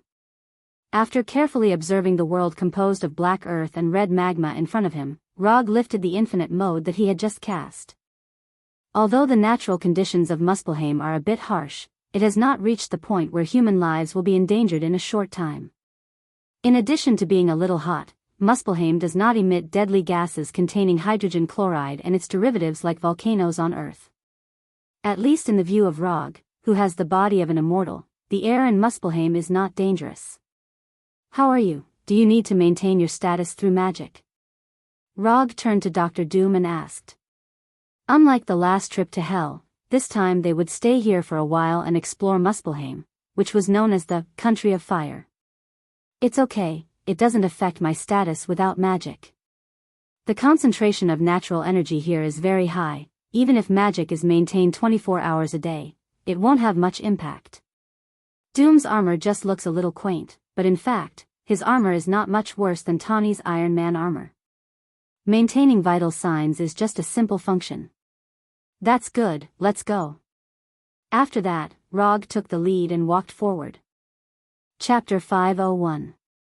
Although Muspelheim was ruled by the flame giant Surtur, there were far more than just flame giants living in this hell-like world. Muspelheim's natural environment was a little harsh, but this harsh result was obtained after comparing it to Earth and Asgard. If the scope of comparison was expanded to the entire universe, not only was Muspelheim's environment not harsh, it even exceeded the survival standard by a lot. Big brother, can we really find the lava fruit today? Beside a river formed by magma, a boy who looked similar to an earthling raised his head and asked his brother who was a head taller than him. Definitely, lava fruit likes to grow next to rivers of fire the most. As long as we are patient, we will definitely find it. Unlike the younger brother who looked very similar to an earthling, the older brother's appearance was not earthling at all. The older brother's height was similar to a 13 or 14-year-old child on Earth, but the color of his skin was dark red, which earthlings did not have. If Rog was present at this time, he would find that this rough, leather-like dark red color was very similar to the color he saw on the infernal demons. Apart from that, there were also cracks on the boy's dark red skin. These cracks were scattered messily on the boy's body, and from time to time, they emitted a magma-like orange-red light. We will definitely find it. After hearing his brother's answer, the younger brother who looked only 7 or 8 years old nodded heavily with an optimistic and determined look on his face. Just as the younger brother was about to continue looking for the lava fruit, he saw 2 shadows moving slowly. As a native born in Muspelheim, the younger brother was sure that the 2 shadows were not flame giants at a glance. Although the flame giant's skin was as black as charcoal and looked like a black shadow from afar, the flame giant did not wear clothes, let alone a black robe. Yes, flame giants did not wear clothes. To some extent, flame giants could be considered a race with a long history and civilization. However, the special nature of their bodies determined that they could not wear clothes like other intelligent races. The flame giants' bodies emitted high temperatures all the time. If it was just high temperatures, it was not particularly troublesome. The real trouble was that the high temperatures emitted by their bodies sometimes directly formed flames on their skin. With such a physique, even if the flame giant wore metal armor, it would be useless, let alone clothes. "Brother, 2 exiles are coming." The younger brother's words instantly woke up the older brother, who was carefully eating the lava fruits beside the lava river. "Not good. Run." Unlike the curious younger brother, when the older brother saw the 2 slowly moving shadows, he immediately carried his younger brother and turned to run. The moment the elder brother carried the younger brother, the cracks on his body burst out with a bright orange-red light. As if he had been injected with adrenaline, he ran wildly in the direction of the village. Those 2 natives seemed to be running away. "Aren't you going to chase after them?" Dr. Destruction glanced at the 2 children who were running away and said indifferently. "They won't be able to escape." "Well, can you not act like you don't care? It's not a shameful thing to be interested in alien life forms. You didn't even let that fire-breathing lizard go." Rog did not give Doom any face and directly exposed his disguise. The 2 figures that the little boys saw were Rog and Doom. To be precise, it was Doom who was wearing a black robe outside the Green Emperor's robe, and Rog who was wearing the Akatsuki's black cloud robe. After being teleported to Muspelheim by the Bifrost, they did not go directly to the flame giant Surtur. Instead, like alien tourists, they enjoyed the great rivers and mountains of Muspelheim. Every alien life form may hide the mysteries of the universe.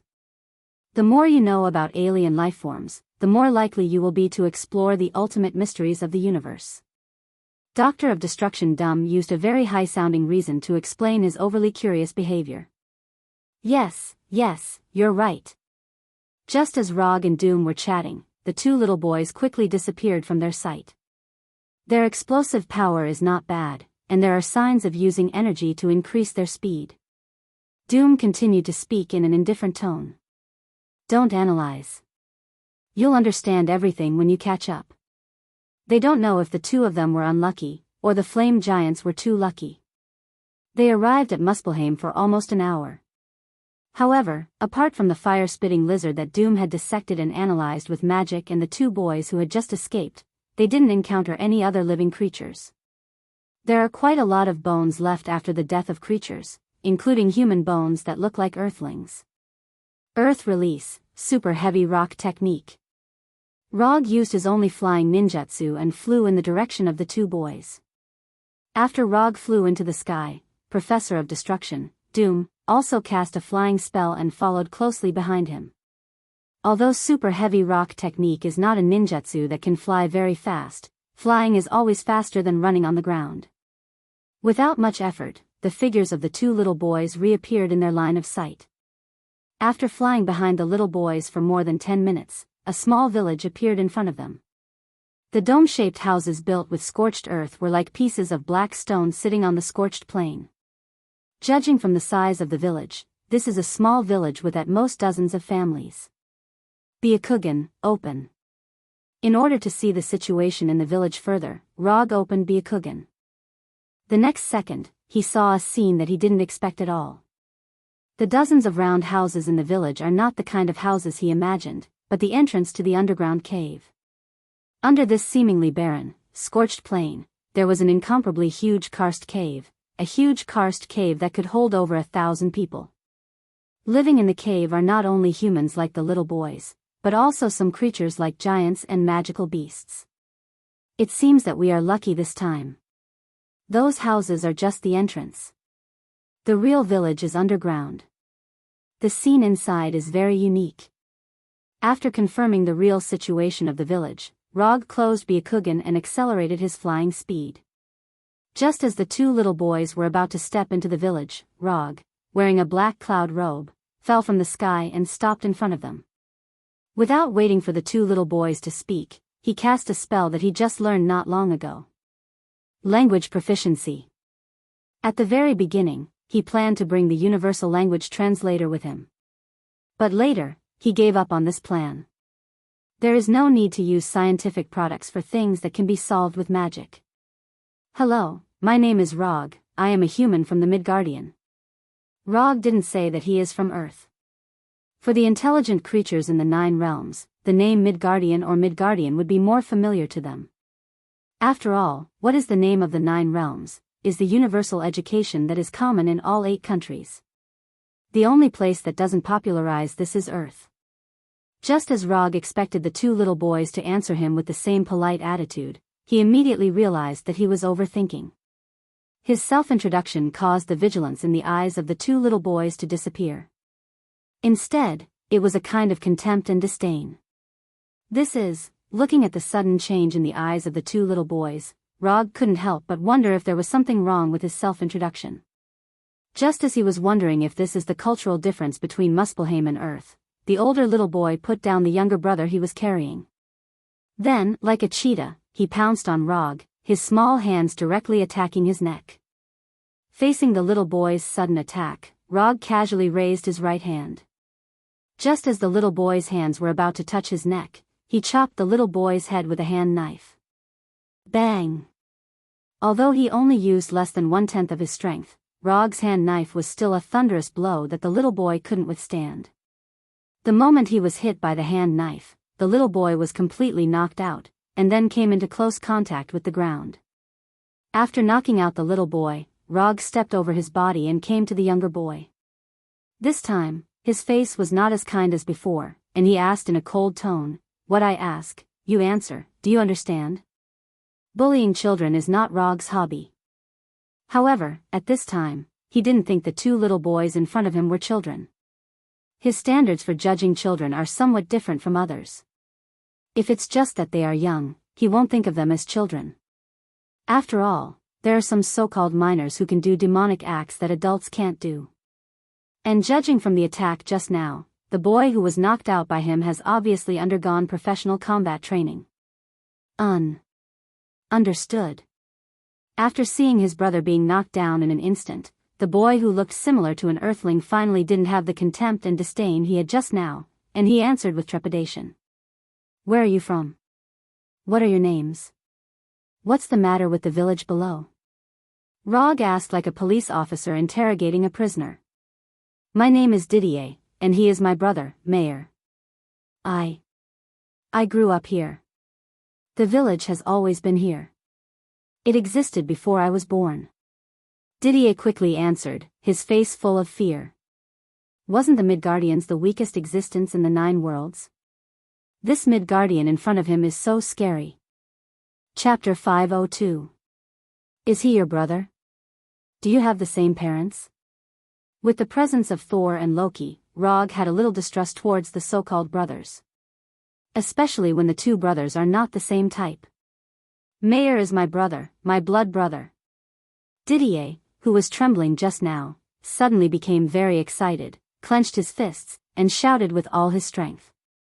At this time, Didier was like a cat whose tail was stepped on, showing his horror with an aura that was not scary.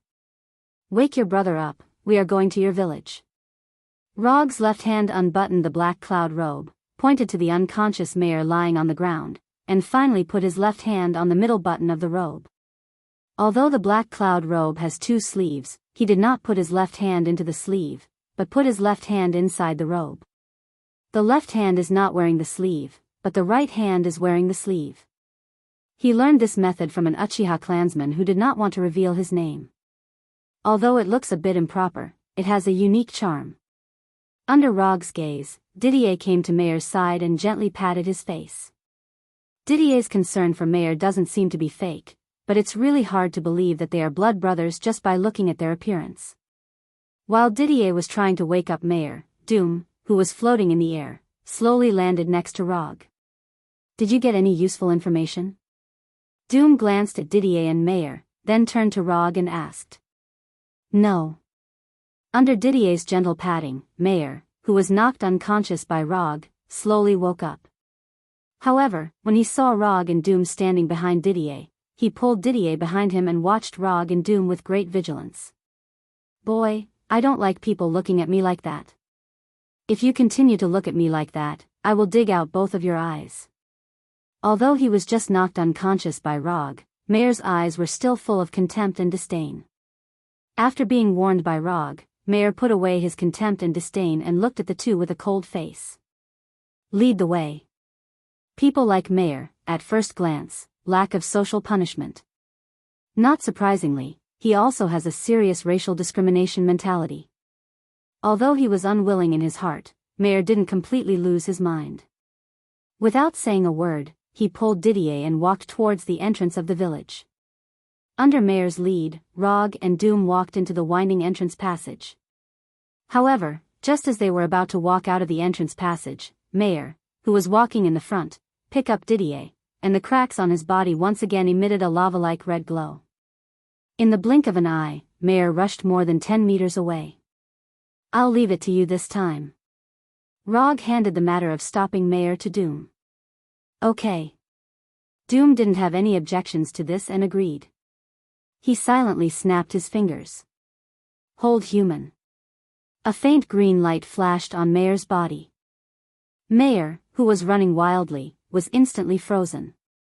Under the effect of inertia, he maintained his running posture and rolled forward. Didier, who was in his arms, also rolled forward with him. Hold Human was a control spell that was specifically used against humanoid creatures. It could paralyze the target and make them unable to move. Targets who were hit by the human immobilization spell could remain conscious and breathe normally, but they couldn't speak or do anything. Similar spells included Hold Animal, Hold Monster, Group Hold Monster, and Group Hold Human.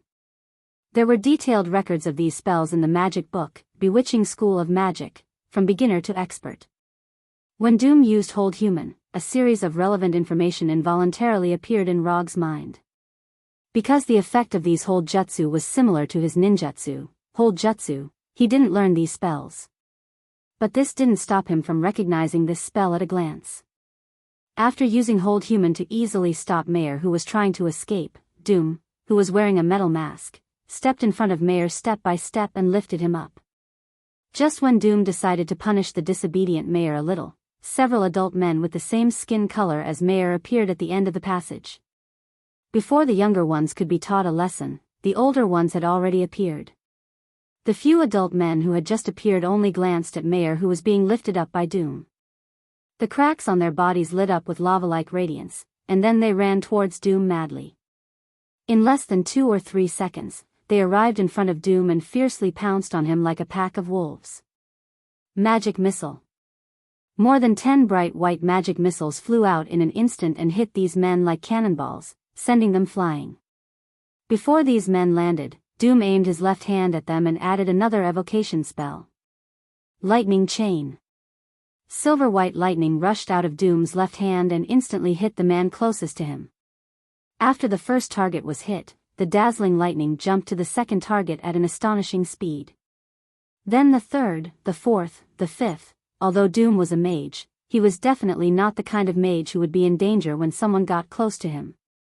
On the contrary, he was extremely good at this kind of close-range spellcasting battle. With only 2 spells that weren't very advanced, Doom easily repelled the men who tried to attack him and left them with an incomparably deep impression. Although the lightning chain didn't take their lives, there were obvious scorch marks where the lightning hit. We don't want to kill anyone yet. Don't try to test our patience. With that, Doom loosened his right hand and let the immobile Mayer fall to the ground awkwardly. Then, he removed the immobilization spell on Mayer. After this small episode, Rog and Doom finally arrived at the village located in the underground karst cave. However, at this time, it was not only the 2 brothers Mayer and Didier who were leading the way, but also the adults who were casually taught a lesson by Doom. The arrival of Rog and Doom quickly caused a sensation in the village. Especially after knowing that the 2 of them came from the atrium, the villagers in the village looked at them like they were looking at rare animals. It didn't take long for them to see the person they wanted to see, the village chief of this strange village. Asgard? After seeing the village chief in a grey robe, Rog was stunned. He didn't expect that the village chief of this strange village would be in Asgard. Although there were many races in the universe that looked similar to Asgard, such as Warner Protoss and Earthlings, he was 100% sure that the village chief standing in front of him was an Asgard. To be precise, he was an old Asgard. "I'm Abhijit, the village chief of this small village. May I know why you two are here?" Abhijit glanced at the Mayer brothers and the injured villagers behind Rog and said with a kind face, "You're in Asgard. Why are you in Muspelheim?" As an Earthling who once lived in Asgard, Rog was very clear about the hometown plot of these Asgard people. For the Asgard people, Asgard was not only their birthplace, but also their eternal resting place. If there was no special reason, these Asgard people would never settle down in other places. "Have you been to Asgard?" Abhijit didn't answer Rog's question. Instead, he asked Rog. "We've been there for a while." They did stay in Asgard for a while, but the time Rog spent there was not the same as the time Durham spent there. The prophecy really came true. Asgard really sent a messenger! Obviously, Abhijit directly misinterpreted Rog's meaning and said loudly to the surrounding villagers with a happy face, "What's wrong with this guy? Does he have Alzheimer's?" Looking at Abhijit, who was instantly excited and inciting the villagers' emotions, Rog frowned slightly. This village was getting stranger and stranger. The location was strange, the villagers were strange, and the village chief was also strange. When the surrounding villagers were excited, Abhijit whispered to Rog and Durham, "Sorry, I've caused a misunderstanding. If you don't mind, we can go to the village hall to talk in detail." Although they didn't know what Abhijit was planning, Rog and Durham didn't have the slightest worry. When the villagers were watching them, they also used their own methods to confirm the strength of this village. How should they put it? From the perspective of the two of them, this village was an existence that could be completely destroyed with a wave of their hand. Even if only one of them made a move, they could completely destroy this village in a few minutes and end the lives of all the villagers. Because of this strength that far exceeded the village's resistance, they didn't care at all whether Abhijit was plotting something. A few minutes later, they came to the village hall that Abhijit mentioned. From Abhijit, they learned the reason for the establishment of this village and what the so-called messenger of Asgard was all about. To put it simply, this was a misunderstanding full of coincidences. But in order to make this misunderstanding a reality, Abhijit spent the rest of his life in this small village called Dawn. Chapter 503. More than 2,000 years ago, Abhijit, who was in his prime, was a somewhat famous blacksmith in Asgard. Although he was only a blacksmith, he was a blacksmith with a dream. Simply put, he wanted to create a weapon like Thor's hammer Mjolnir or Gungnir so that he could become a divine blacksmith, on par with the Dwarf King. In order to fulfill this dream, he went to Nidavellir, the kingdom of the dwarves, to Vanaheim, which was ruled by the Vanir gods. He even sneaked into Jotunheim, the kingdom of the frost giants. Of course, he also went to Earth, which was called Midgard. However, when Abhijit traveled to all the countries in the 9 realms, he discovered a truth that he should have understood long ago. What determined a person's future was not hard work, but innate talent. As an ordinary Asgard, Abhijit did not have the innate talent for forging like the dwarves, nor was he one of those lucky people who could awaken divine power. After putting in all his effort, he still could not break through his own limits. Abhijit despaired. He closed his blacksmith shop that was doing well, said goodbye to his family and friends, and left Asgard alone. After pursuing the dream of being a divine blacksmith for half his life, in the end, he found that it was just his own wishful thinking. Disheartened, Abhijit became a wanderer and began to wander aimlessly in the universe.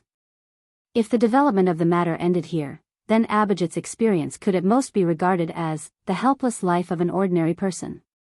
However, fate, the little guy that people loved and hated, obviously did not intend to let Abhijit go so easily. According to Abhijit himself, at that time, he was working as a bounty hunter on a backward planet that he forgot the name of. Although Abhijit's talent in weapon forging was not outstanding, it was undeniable that he was an Asgard. An Asgard who had undergone combat training from a young age and whose physical fitness surpassed most of the races in the universe. With these 2 points, he became a relatively strong bounty hunter on that planet. Just when Abhijit planned to end his unaccomplished life as a bounty hunter on that planet, he received a mission that completely changed his life. The mission was very simple. It was to escort a group of people who claimed to be fire elves to Muspelheim. These fire elves said that they were the descendants of the Alfheim elves and the Muspelheim flame giants, so they wanted to go to the flame giant kingdom, Muspelheim. Abhijit did not believe a single word of the fire elf statement. Although he was only a blacksmith in Asgard, it did not mean that he did not have a good general education class. It was impossible for Alfheim's elves and Muspelheim's flame giants to produce mixed-blood descendants. Although they were all humanoid creatures, the reproductive isolation between them was even greater than the reproductive isolation between birds and fish.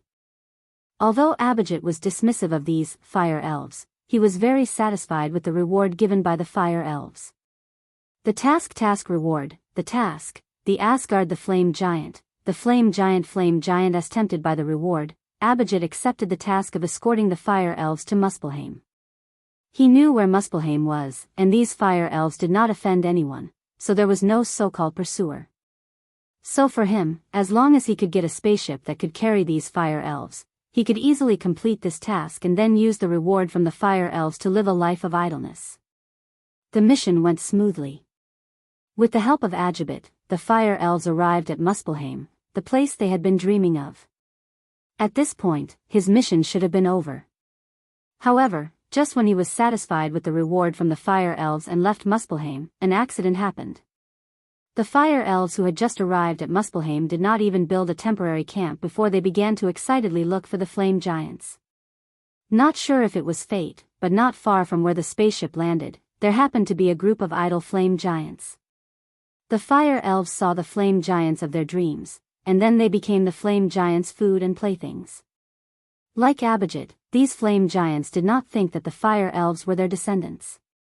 So, they, who had nothing to do, personally broke the unrealistic fantasy of these fire elves.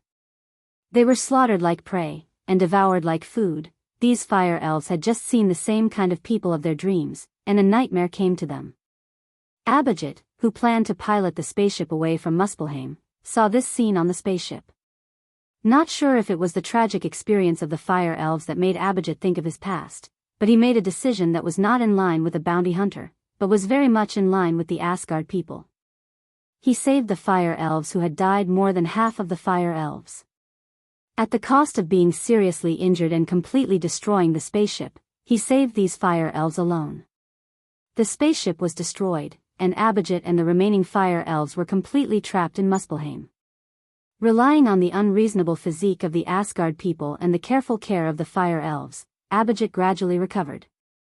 The instant destruction of hope and the grief brought by the death of a large number of people completely changed these surviving fire elves. After seeing these lively fire elves become lifeless, Abhijit made the decision that changed his life. He wanted to stay in Muspelheim and build a small country for these fire elves. In order to rekindle the hope of these fire elves, he used his identity as an Asgard to tell a small lie. As long as we can build a camp here, when Asgard knows that this camp was built by his people and other races, Asgard will send a messenger to make the camp belong to Asgard's territory. As long as we can get Asgard's approval, we can build a kingdom of fire elves in Muspelheim, a homeland that truly belongs to the fire elves. With the advantage of asymmetrical information, Abhijit successfully fooled the fire elves and planted a seed of hope in the hearts of the fire elves. In fact, Abhijit's statement was not completely wrong, but he modified a key point. Asgard would indeed protect the camps built by his people in other countries. But the premise was that there must be a large number of Asgard people in the camp.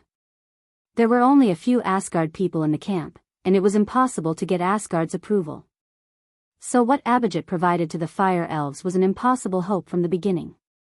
Asgard would never send an army to Muspelheim for Abhijit and a group of people who claimed to be fire elves. It was even more impossible for him to build a so-called kingdom of fire elves for them. Under this false hope, Abhijit and the fire elves began to build a village called Dawn, little by little. In order to let these fire elves have a certain ability to protect themselves, Abhijit also began to teach the fire elves the knowledge of the 9 worlds and fighting skills.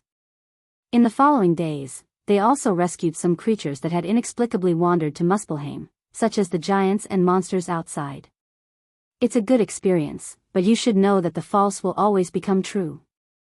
The two of us are not the so-called messengers of Asgard, and it's impossible for us to help the fire elves build a kingdom. Rog expressed sympathy for Abhijit and the fire elves' experience. However, this doesn't mean that he will help these fire elves. It's true that the false can't become true, but you will definitely help us. Abhijit didn't care about Rog's rejection, and his face still maintained a happy expression. Is that so? I'm a little curious, where did you get your confidence from? Abhijit's reaction was beyond Rog's expectation, but it also aroused his curiosity. Because you are the fourth Hokage, Rog, Sama. After hearing Abhijit suddenly say the words, fourth Hokage, Rog's face instantly sank, and his whole person became extremely vigilant. Abhijit's words not only made Rog vigilant, but also Doom, the Doctor of Destruction, was also on full alert. Although Rog introduced himself in front of Didier, he didn't say that he was the fourth Hokage. How do you know that I'm the fourth Hokage? Answer me well, this answer directly determines your life and the safety of others. Looking at Rog's face suddenly became serious, Abhijit quickly waved his hand, indicating that he had no malice. I have no malice, I just want to make a deal with you. As for why I know that you are the fourth Hokage, you will understand after seeing Korange and Mick. Korange and Mick. Rog suddenly felt like he heard these two names somewhere. Korange, Mick, you all come in. The closed door of the villagers' hall was pushed open, and two people appeared in the sight of Rog and Doom. The moment he saw these two people, Rog finally knew where he heard their names. Sokka Planet, Champions Arena. Korange was a 2-meter-tall Cronan warrior. Beside him, Mick was a midget bug with 2 knife-wielding hands. Of course, this dwarf is from a human's point of view, but from an insect's point of view, Mick is a giant. After seeing Korange and Mick, Rog shrugged and sighed helplessly. Fate, this little guy, is starting to mess around again. Chapter 504. Clunan Gladiator Korange, and Knife-Wielding Insect Mike. Although they weren't famous gladiators on soccer, they still had their own fame. To be precise, it was their fame in the lead-in match. Before the start of every championship match on soccer, there would be a lead-in match to arouse the audience's emotions. Although the danger level of the lead-in match was not as high as the free-for-all or the team free-for-all, it was definitely not a game of house. It wasn't easy to make a certain amount of fame and survive in the lead-in match. Rog vaguely remembered that before his fight with Ronan, the one responsible for the lead-in match was this Clunan gladiator called Korange. How did you get out of soccer? Looking at Korange and Mike, who were still alive and kicking, Rog asked curiously. We robbed Gao Tianzuan's spaceship, passed through the Devil's Lair, and then came here. Although the environment here isn't very good, it's still much better than my hometown. After all, my mother and her little boyfriend won't appear here. Kernger gave a simple explanation. Korange and Mike's spaceship fell into the lava river, and we rescued them. They told me that you are the fourth Hokage. Abhijit added. The two of them may explain why you know that I am the fourth Hokage, but you still haven't explained why you were so sure that I would make a deal with you. Although Abhijit's strength wasn't very good, just at the level of an ordinary Asgard gladiator, but for some reason, Rog always felt that he wasn't that simple. Rog didn't doubt Abhijit's experience, but he suspected that he was hiding something else. You go out first, and close the door on the way. Abhijit didn't directly answer Rog's question, but let Korange and Mike leave the village hall first.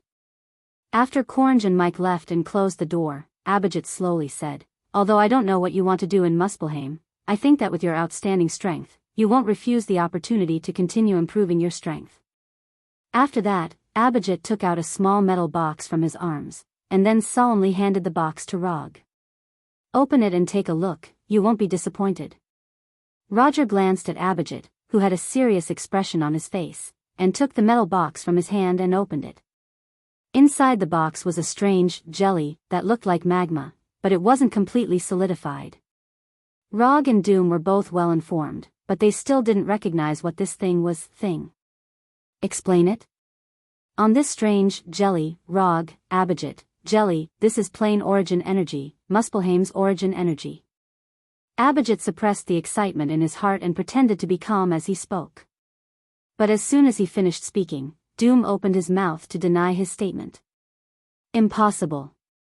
This can't be the origin energy of the realm. The origin energy of the realm can only appear in the form of materialization when the realm is about to collapse. The current Muspelheim definitely can't have materialized origin energy of the realm. While Doom was refuting Abhijit, Rog quickly recalled the information about the origin energy of the realm in his mind. The origin energy of the realm was a term used in the field of magic. To put it in simpler terms, it could be understood as the core energy of a planet, or the source of life of a planet. In short, this was one of the most precious existences of a planet or plane. You are all powerful mages, you have enough ability to distinguish whether this is the origin energy of the realm or not. It won't do me any good to lie about something that can be easily exposed. Abhijit didn't care about Doom's refutation, and still firmly believed that the jelly in the box was the origin energy of the realm. Whether this is the origin energy of the realm or not, I will confirm it later. If this is true, what do you want to trade it for? Rog closed the box and asked Abhijit. A kingdom that belongs to the fire elves. Whether it's in Muspelheim or somewhere else, it's fine. As expected, Abhijit gave an answer that Rog expected. No problem, as long as this is the origin energy of the realm, I can help you fulfill this wish. For Rog, it wasn't difficult to help Abhijit fulfill this wish. Wasn't it just a kingdom that belonged to the fire elves? It was a piece of cake. If these fire elves didn't like Muspelheim, he could also give them a piece of land on Tatooine and let them build their own kingdom. Furthermore, on Tatooine, no one would come looking for trouble with them. After all, it was Rog's private territory. Mastering a planet of your own, that's how rich you are. After agreeing to Abhijit's conditions, Rog didn't hesitate and directly began to confirm the authenticity of the origin energy of the realm. When he used magic to confirm the authenticity of the origin energy of the realm, Doom stood aside without saying a word, neither speaking nor planning to help. After a dazzling operation, he finally completed the confirmation of the authenticity of the origin energy of the realm. This is indeed the origin energy of the realm, but I want to change the way of the transaction. After that, Rog handed the metal box back to Abhijit, and then summoned a commission scroll. I have obsessive-compulsive disorder, and I like to complete important transactions in the form of commission. The reward is the origin energy, and the content of the commission is to help the fire elves build their kingdom. If there is no problem, you can write the commission now. Although this kind of commission can't get too many ninja coins as a reward even after the system's judgment. But no matter how small the reward is, it's still ninja coins. Rog has never minded taking advantage of the system. Although Abhijit didn't know why Rog had to complete the transaction in the form of commission, since Rog said so, he had to follow Rog's obsessive-compulsive disorder. As for Doom, he was directly ignored by Abhijit. Abhijit had never heard of Doom's name at all, and compared with Rog, Doom with a metal mask seemed a bit unserious. It didn't take long for Abhijit to finish writing all the content on the commission scroll. Content of commission: help the fire elves build their kingdom. Commission status: incomplete. Commission reward: 20 ninja coins.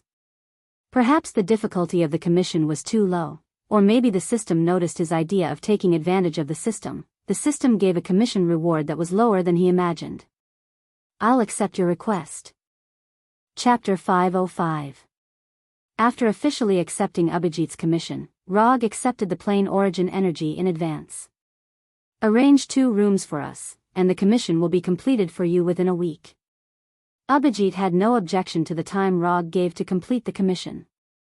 They had waited for more than 2,000 years, and waiting for another week was not a problem. Under Abhijit's arrangement, Rog and Doom stayed in this village called Dawn as Asgard's emissary. They did not expose Abhijit's lie, but acquiesced to the identity that Abhijit had arranged for them. Anyway, for them, no matter what identity they had, it would not affect their next plan. Time passed in the blink of an eye. Unknowingly, Rog and Doom had stayed in the village for 3 days. During these 3 days, Rog did not leave the room he lived in and digested the plain origin energy in peace. Plain origin energy was the most important and basic energy of the plane. To some extent, the plane origin energy could even be called the source of all things. As long as it was matter and life that existed in the plane origin energy could evolve. To put it simply, the plane origin energy was omnipotent. Although there were many uses for the plane origin energy, Rog did not use it to do strange things. Instead, he used it directly to strengthen his physique. Although his usage was somewhat wasteful, he didn't care about it. Although he knew some magic now, he could be considered a pretty good mage.